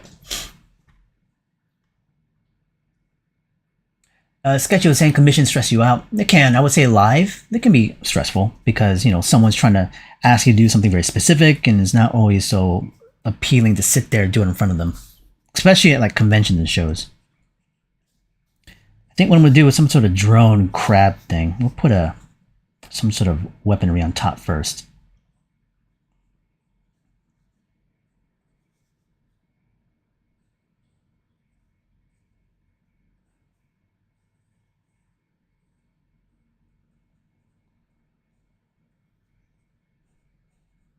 Okay, I don't know what I'm going to be doing right now. I'm just starting off with a shape, and whatever I see, I want to just start to kind of react to it. I imagined a crab as a drone, but I'm not drawing a crab right now. I'm trying to draw like a weapon of some type. I have no idea what it's going to be. We'll see what happens.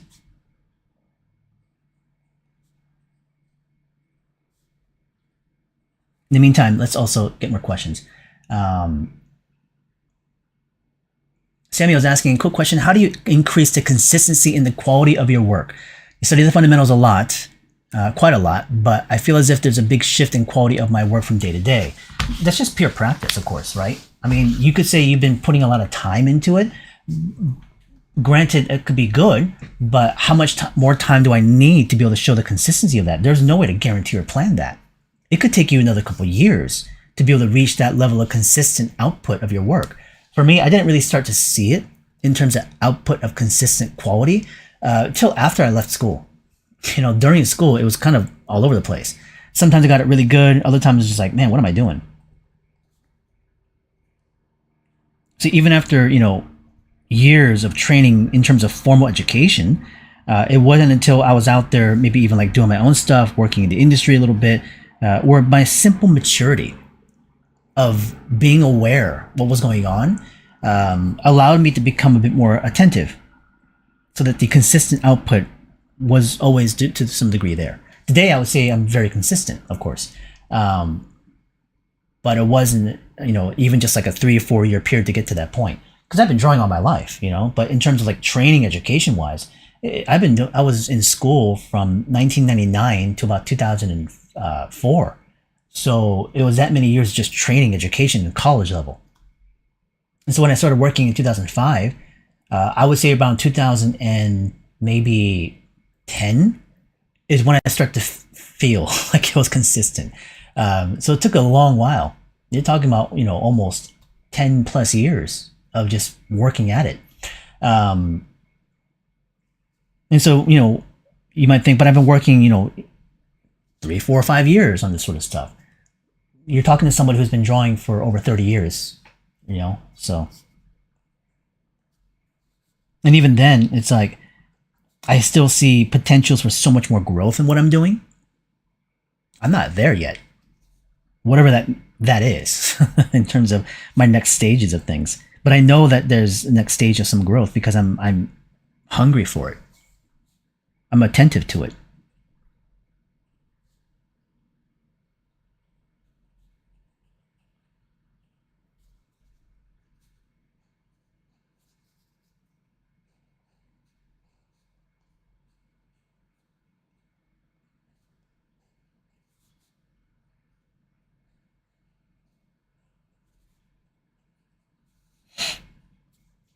Let's see some more questions here. I'm going to skip through a couple of comments. I'm just going to go directly to the questions.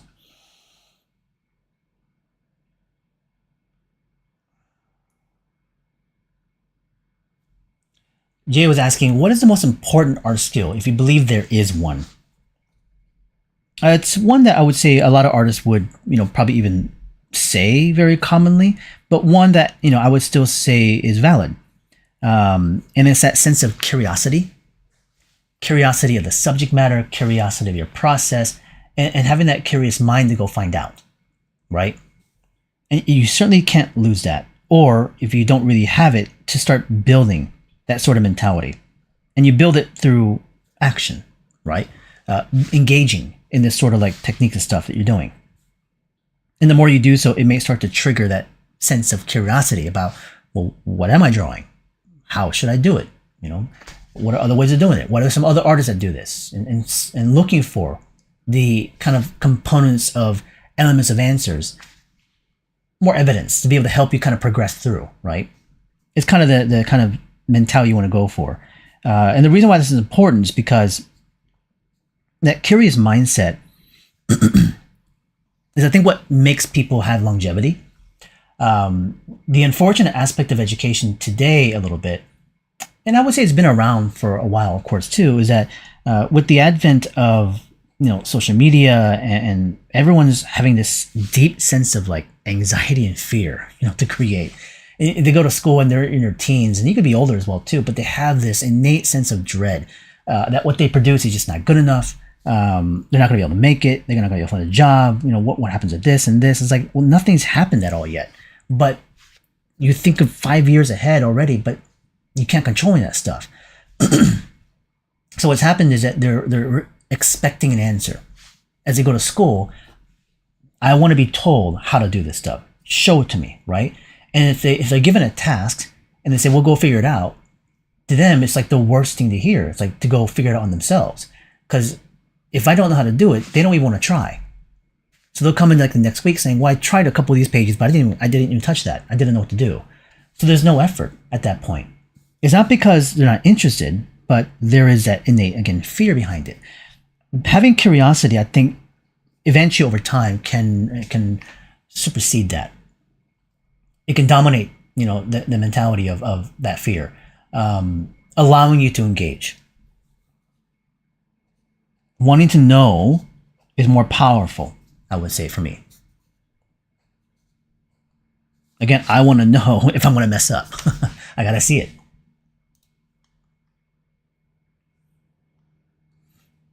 Studio Mingus, yes, the next Dynamic Bible should release this year. Should. That is the intention and plan.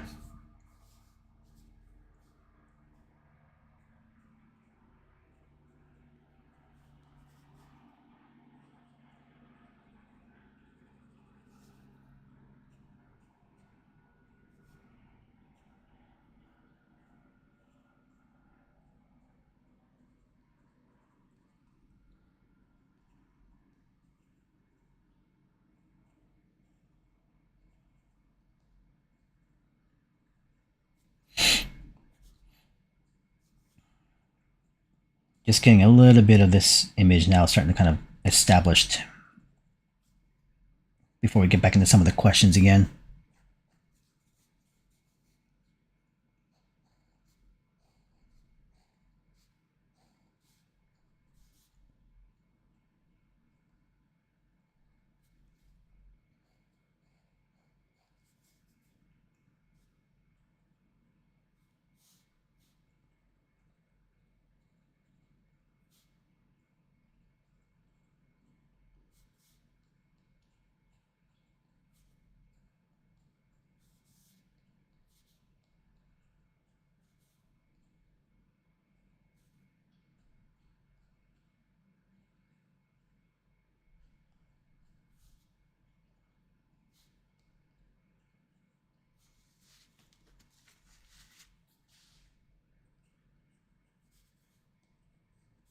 With this being fed into some sort of ammo bag here.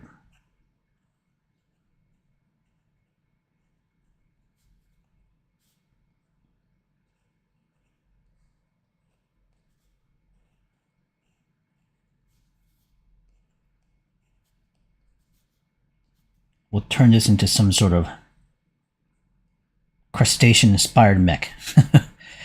Don't know exactly where it's going to go yet, but I think right here we're going to bring it down to some sort of frame and panel.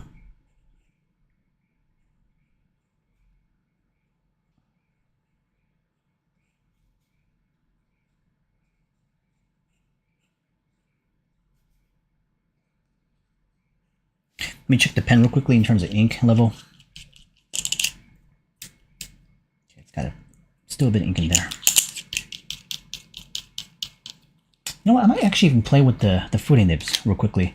The one I just brought out, this one was conditioned by my grinder.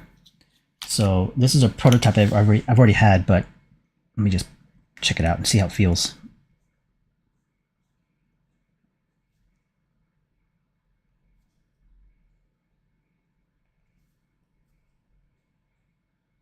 And because Esterbrook already released their fruity nib, I can now talk about this. This is the prototype version they sent me last year. These are handmade nibs. They were trying to produce a handmade version of it for all their line, but it was just too costly and expensive, but also time-wise. For a single person to produce like hundreds of nibs a month or weeks, it would just be impossible.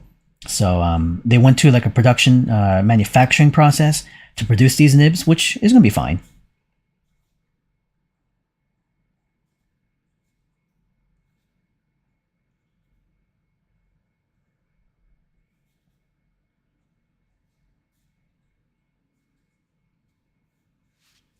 So from here, let's go out this direction.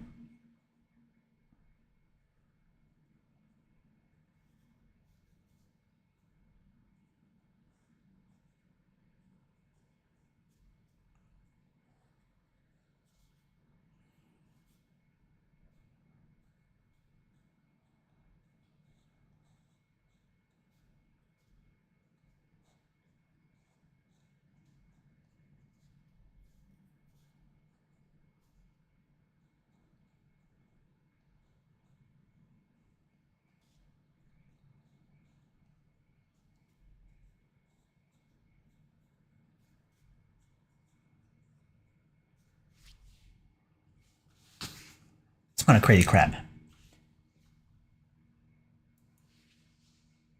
Dion's asking, what kind of emotions come up when you think about your art living on beyond you?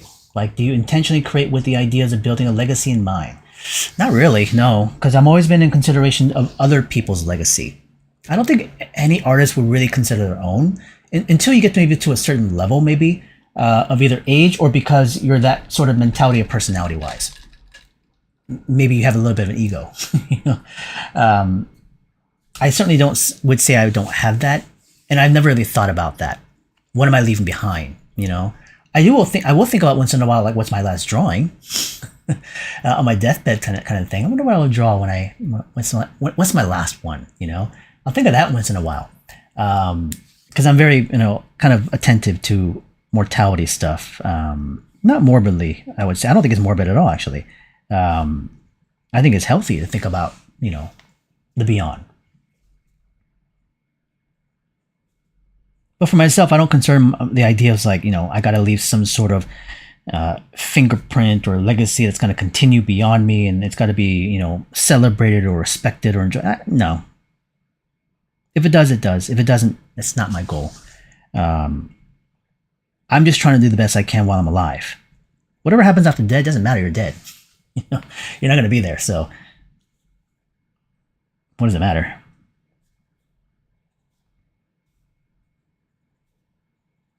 I mean, maybe, yeah, you'll see, but the people around you and the family, it's like, okay, yeah, fine. I understand.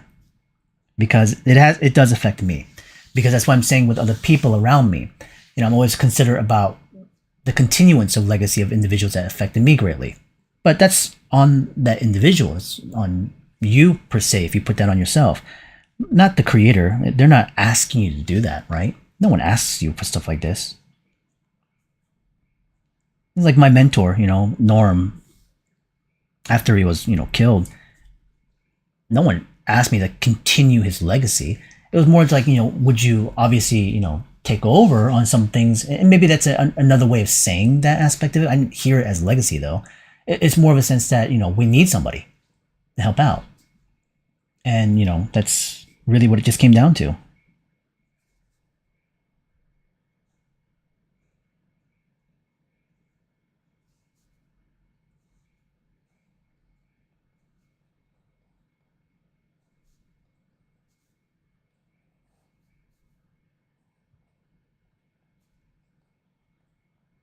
Interesting question, though. Never been asked that.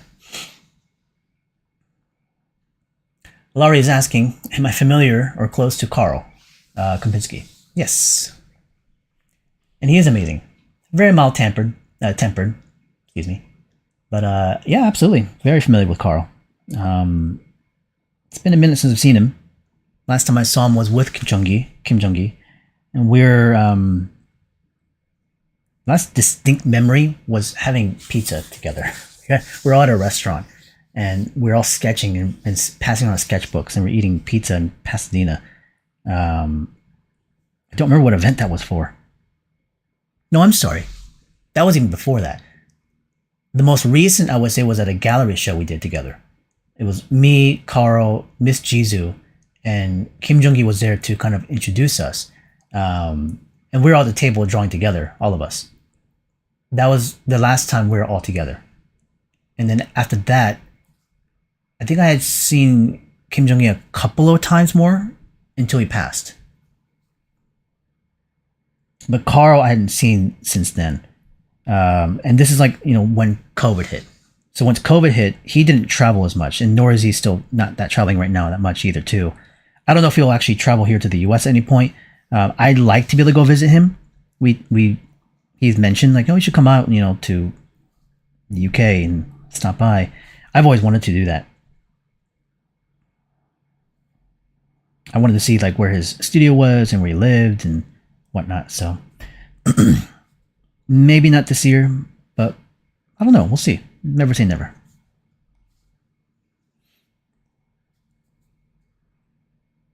But yeah, we'll hit each other up on Instagram once in a while. And Zach, yes, Dynamic Bible 2, hopefully this year in summer. Kay was asking, what's more important to prioritize when learning your fundamentals, gesture or anatomy? Both. Don't prioritize, do both. I understand why some people may want to prioritize, because they feel like if I don't focus on one thing, I can't get good enough at that one thing. But the thing is, even if you focus on one thing, you're not going to master that one thing ever. Especially when you're in school, you're not going to get as good enough as you might think. So, and I'm not saying you should just spread your time out equally to all these different sort of stuff. Right now in education, the idea is to experiment. It's just to expose yourself to all these different possibilities of approach. So you do want to learn gesture, you do want to learn anatomy, and you want to find a way to learn on both things so you can bring them together. It's not about being able to isolate and separate them as individual things. The more you learn how to engage in both, the more useful it'll be. Because in my everyday action, it's not like I think about, I got to do gesture first and anatomy. Gesture and anatomy are put together in one.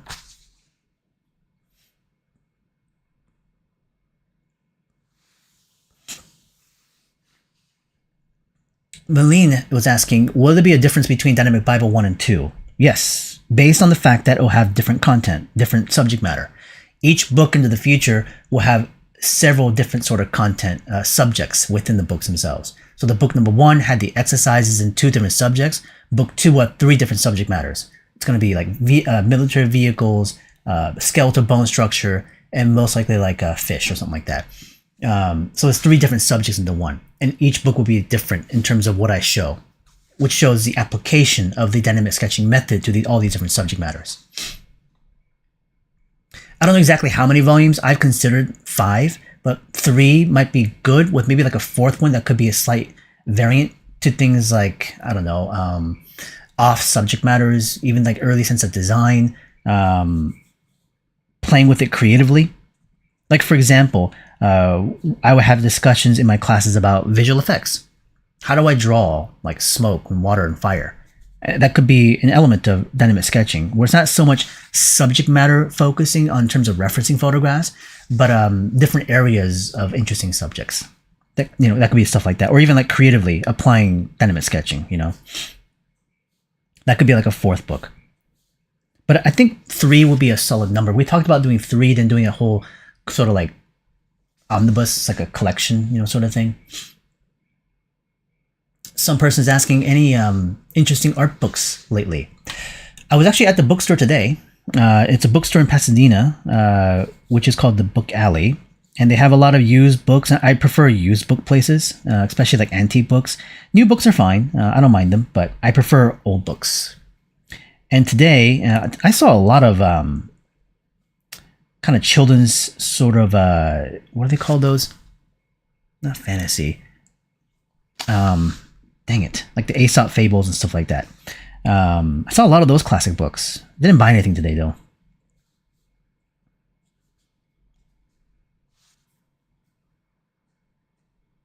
But in terms of new art books, or let's say technical sort of approach of things, not really. I don't really buy that many books these days in terms of that sort of stuff. Most of the books that I buy tend to be more antique, like I said, story based, or they could be art books, but not necessarily educational as much. If it is educational, like I said, it goes back into like antique style, old books.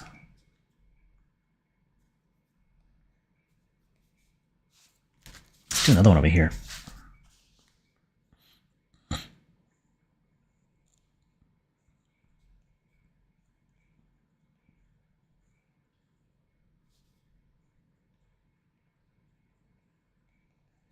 We're just moving, just feeling it out. Don't know exactly what I'm trying to create just yet. Maybe I'll put like some kind of twin weaponry on this side.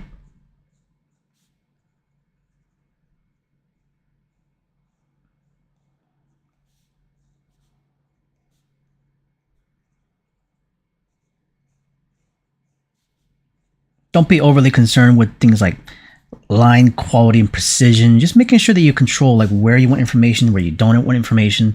Just being aware of that moment. If you notice yourself kind of rushing through, stop for a second. Just let it slow down.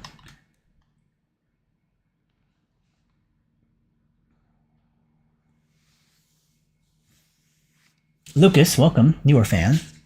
Appreciate that. Wanted to ask if you draw with your hand placed down on the paper while drawing or if you have it hover over. My hand is always in contact to the page, never hovering.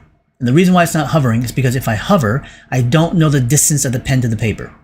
So being able to control pressure is difficult. Having contact to the page allows you to have contact to understand distance and pressure and then speed. I like being able to feel the paper, and some people will use like their pinky. Norm used to do this, pinky. I do contact to the full palm. And I'll even like roll on my forearm once in a while. So contact to the page.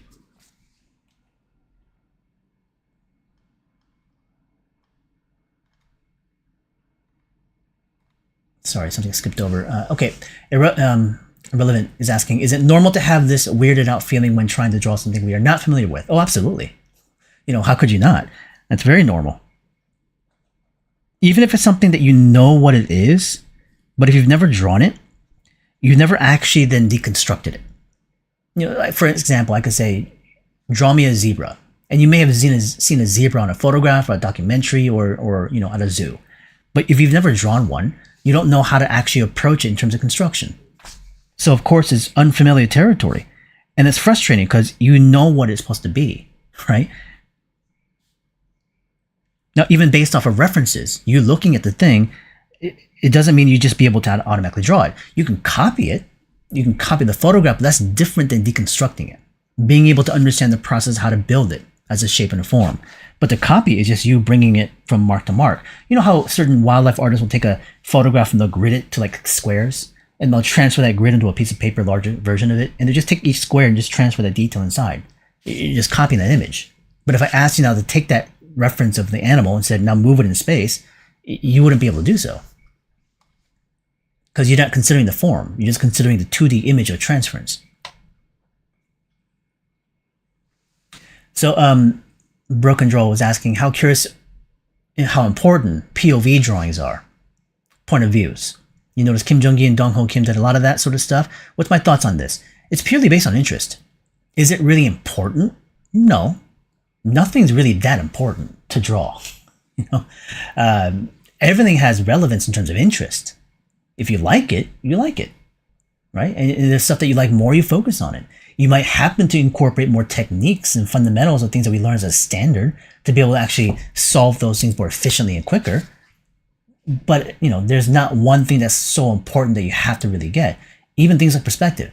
How much perspective do you really master? You never master 100% of it. So it's really more about what do you use, right?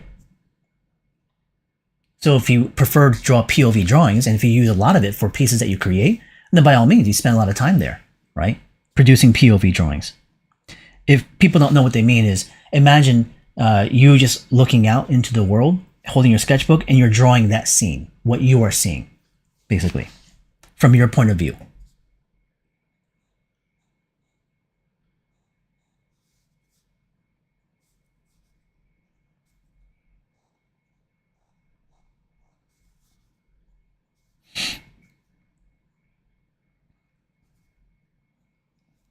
Crazy crab drones.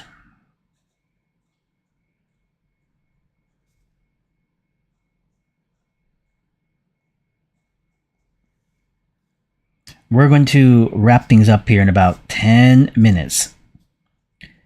So what I'm going to do is kind of do a quick Q&A. So I read some of the questions, answer real quickly. Speedmaster is asking, wondering about drawing mechanical parts and details, like drawing details of a gun or something similar, and not just the big shapes. Accrued by referencing information. The more you draw from references, you accrue bits and data, but you also just make things up. And you make things up by playing with interesting shapes, because none of this stuff is based on real. It's based on elements are real, and playing with combining it to mishmash in my own way of doing it. Let's see a couple of questions. Heard that old fountain pens were more flexible than modern ones, being able to vary the line thickness. Not necessarily. I would say it's more based on region and functionality, like what it's for. A lot of European fountain pens are stiffer to me because the writing style is different. It's not for art, it's for writing. A lot of Japanese pens are a lot more flexible because they're trying to produce a line that's mimicking a brush. So Japanese pens like Sailor and Pilot, in my opinion, are softer, flexible, more flexible than other European types.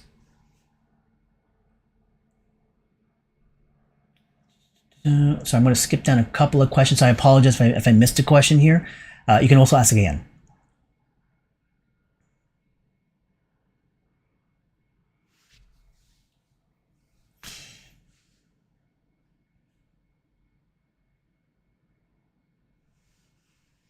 Oh, Jack, I got your question right now. Do reach out again, please. I just wrapped up on another 1 hour session. Just email me today, tomorrow, whenever.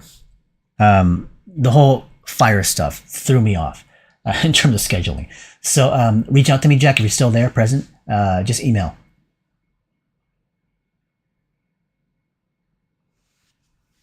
And again, see all of these comments. Thank you guys for welcoming. I'm going to go all the way down.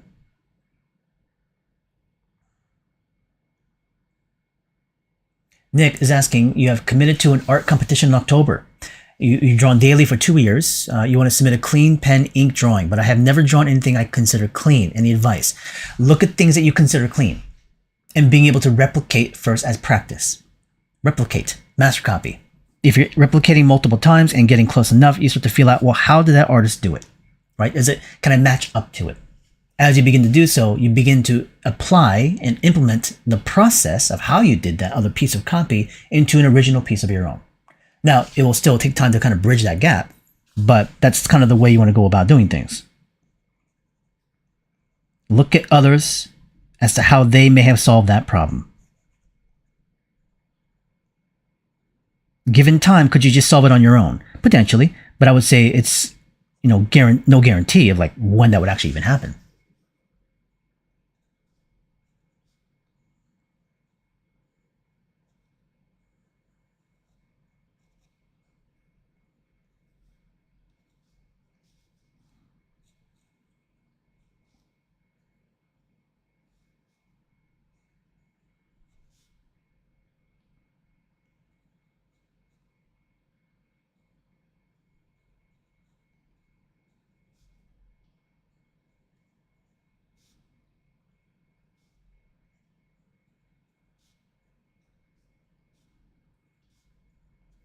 See some more questions here. And also, by the way, Nick, good luck to that. Seth is asking, were you proficient at drawing without portraying construction before you took dynamic sketching? No.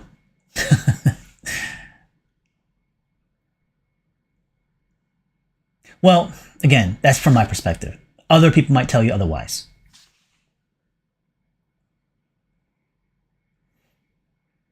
Again, welcome for everybody leaving comments behind. Thank you for that. Beckles, thank you for the donation. I appreciate that, for the support. And again, these sort of live streams I do based on my own time. It is obviously free content for you guys to be able to engage in.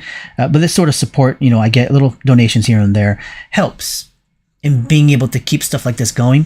As an independent artist, all I have is my school and some freelance work here and there and my personal work. So the industry is rough right now, of course, as always. But, people who are independent have a lot, I would say, more shaky ground, trying to figure out like if they're going to be able to sustain. So for myself, doing YouTube like this is about being able to engage and build a good audience. But having you guys here and also asking questions, participating, but also with a donation like this really helps a lot. So we'll isolate that question from Beckles. So how did you solve the problem of the mech crab? Maybe this one or the one I'm doing right now. I would have been overwhelmed with the details and design, but you literally drew a gun, pouches, and robotic legs. Yes. So first is the idea. And then you have to solve that idea. So the problem, of course, is in terms of trying to find the solution to things is, what does this thing look like? And the idea initiates the thought process. I wanted some sort of drone, but inspired by a crab. So now I'm putting those two things together. The drone is a mechanical thing, right? It's a robot controlled by some operator. And I'm using the crab as the inspiration as a visual form. So shouldn't I know the mechanical details? Now this is the part, and the question comes like, how do I solve that problem? In any sort of mechanical design for me, the solution is not into the mechanical details. Because these mechanical details are just made up. They're random marks. It looks like functional stuff to you, but it's just an illusion.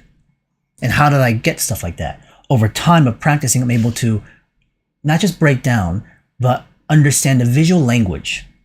A language that communicates to you the ideas and the concepts of possibly mechanical functional things, even though it's just jargon, random visual stuff. Of course, it's also gathered then by observations of other people's work, mechanical designs, of other things that are out there, and gathering it together. And so decades of doing it, I'm able to edit down that process so I can turn to it with confidence each and every time. Now the crab, I've studied many crabs before in terms of like drawing crustaceans and lobsters and land crabs or underwater crabs, whatever the case is. So there's obviously that underlying foundation of understanding that component as well too. So what's more important though, the mechanical part or the crab part? This then comes down to the balancing act. What do you want to visually promote more, right? An inspired mechanical thing of a crab, or more of a crab using the inspiration mechanical part. So for me, this became more a crab inspired by mechanical parts. Whereas the other way around, you may have only found a few components here and there that are inspired by crabs. Maybe one leg here, one leg there. But it's not really based off of any crab. This is, I would say, about maybe a 40-60 ratio. 60% more crab things that I'm kind of remembering, and then 40% mechanical stuff I'm dropping in.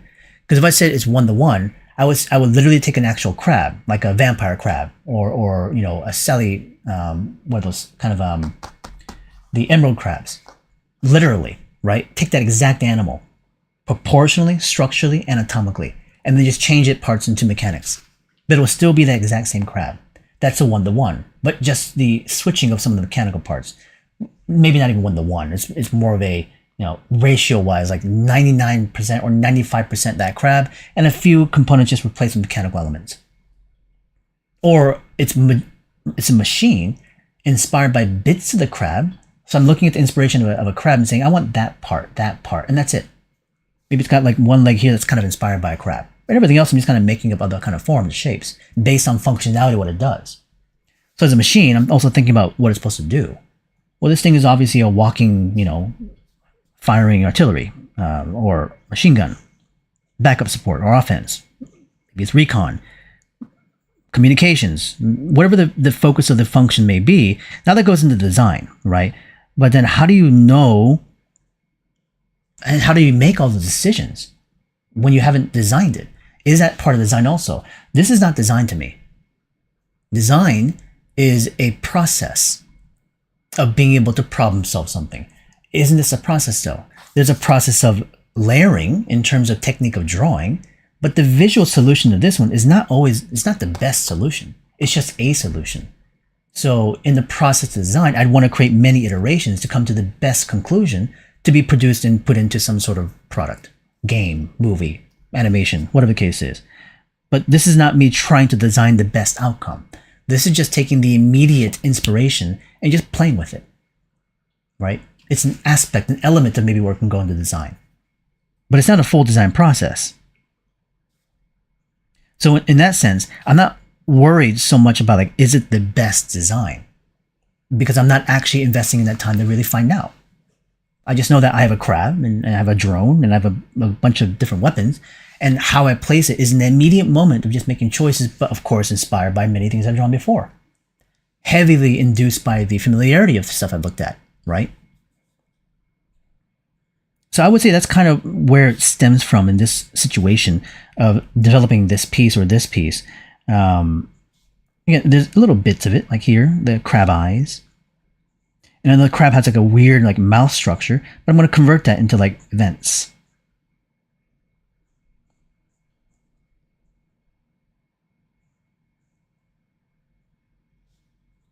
And the antennas are going to be like wires.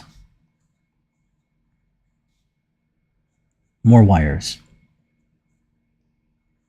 Some sort of underlying scoop.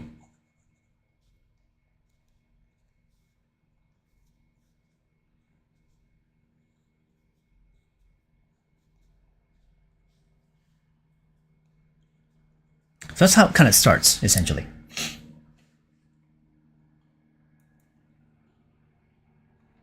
Last Chrono is asking, what's the best way to get rid of drawing with too many lines? When I'm sketching with imagination, I don't know what I'm drawing, so I improvise as I go along. This is where that practice kind of comes in, your trial and error, right? You produce one image and you let it happen. You just let it go crazy if you want to. From there, do it again. Repetition. As you repeat, you now have some sort of image you produce out of your imagination, whatever you're playing with, right? And you repeat it by action again, by reproducing it, and now you have a piece that has better decision making. You want that piece, your understanding of the line gets stronger. So that's how you want to go about that. Repetition and the action of being able to come to that conclusion. You're not going to get it the first try. The thing is, if I took this page and I read you the entire thing, do you think I could draw a better version of it? And with more confidence of line and more confidence of details? Absolutely. I feel confident of that. Not guaranteed of it, but confident that I could. It doesn't mean that they're bad drawings to me. I still had a lot of fun producing these. But at the same time, I know that if I went into the action and doing it again, not only would I retain a stronger visual memory, but I know I can produce a better piece.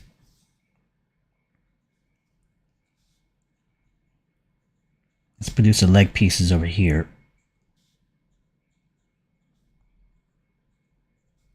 And these are many things I'm discussing are part of the classes that I teach. These concepts are things I bring up in the classes.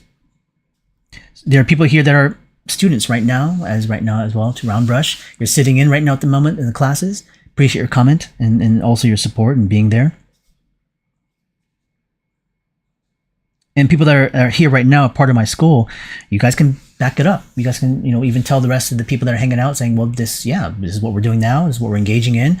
Informing others, I think, will help instill a sense of understanding, but also maybe interest. Education is tough because when you go in there blind, you have no confidence that's actually going to be something valuable. So wanting to spend any sort of money is not going to be any, interest for most people.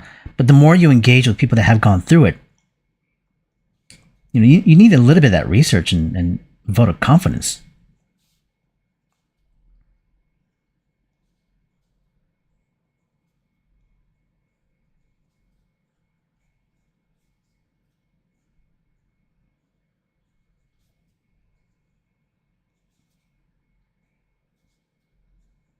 You know what I hate are mechs that have these super sharp point feet. It makes sense for smaller animals like insects and crabs that have spikes, as end of their feet. But when you put it on a mech that's bigger with that much weight, it doesn't make any sense. You got to be able to displace that weight somehow.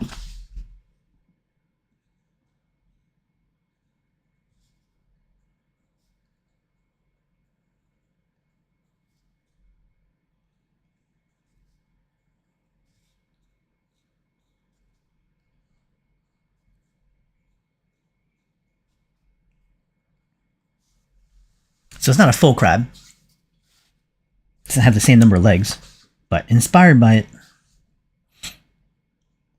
Maybe we'll put a couple of small things below here. Some sort of like camera or sensory systems, laser tracking, scopes. I'm just making it up. I have no idea.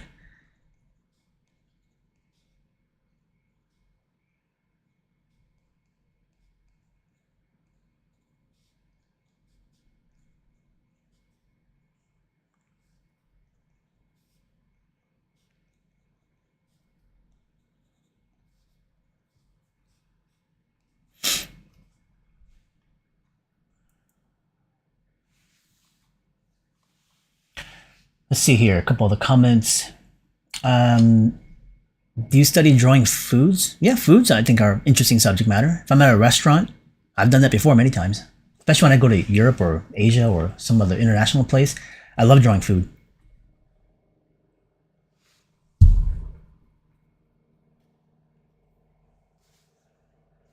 Have I finished that world building sketchbook yet? Not yet. It's on its way though.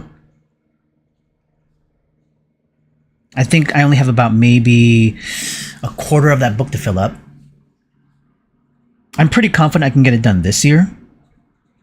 Once I finish up Dynamic Bible, the next one, that may be my next sort of project. The Blacksmith comic is still on my table as well, but I may turn to that book immediately first. Because that one I may end up doing it independently, kickstarting it, something like that, self-publishing it. So I'll announce that on my social media when I do. Anyways, got a whole page here just of random sketches, characters, mechs, mechanical, military sort of stuff. Let me see. The stock is going to be out to here. Let's produce the butt stock right there, just so we have the proper length. That was fun. I haven't done like I said, a live stream like this in a minute. Let's zoom in closer so you can see it as we read some of the questions. Yeah, Jack, thanks for replying. Milutin, thank you for your donation there as well too. I very much appreciate that.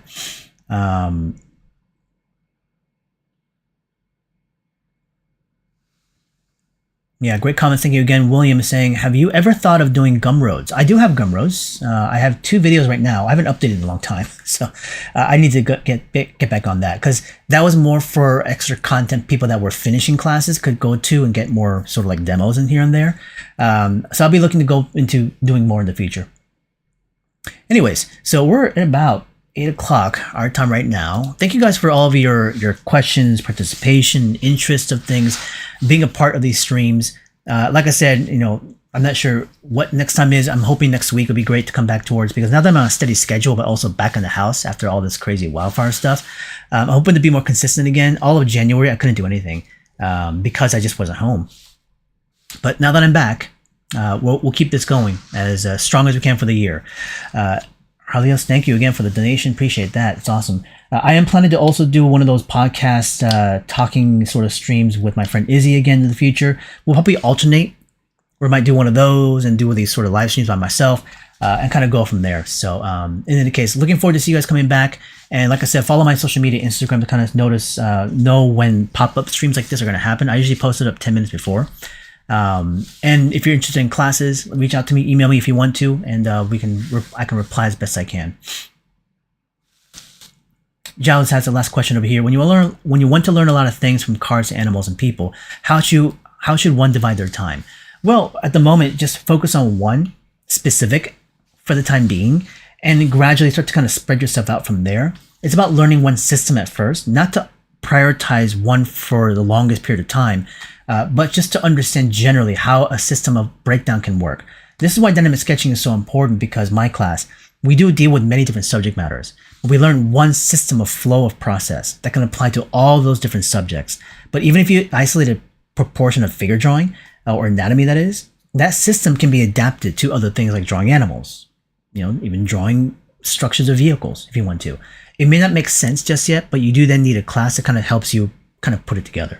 But in any case, that's something that you can either isolate to a singular on your own, but taking like dynamic sketching would show you that. In any case. All right. Thanks, you guys. Appreciate it. I will post this stuff up on my social media. And if you have any drawings that you've done on your own, tag me, put it up on Instagram as well too.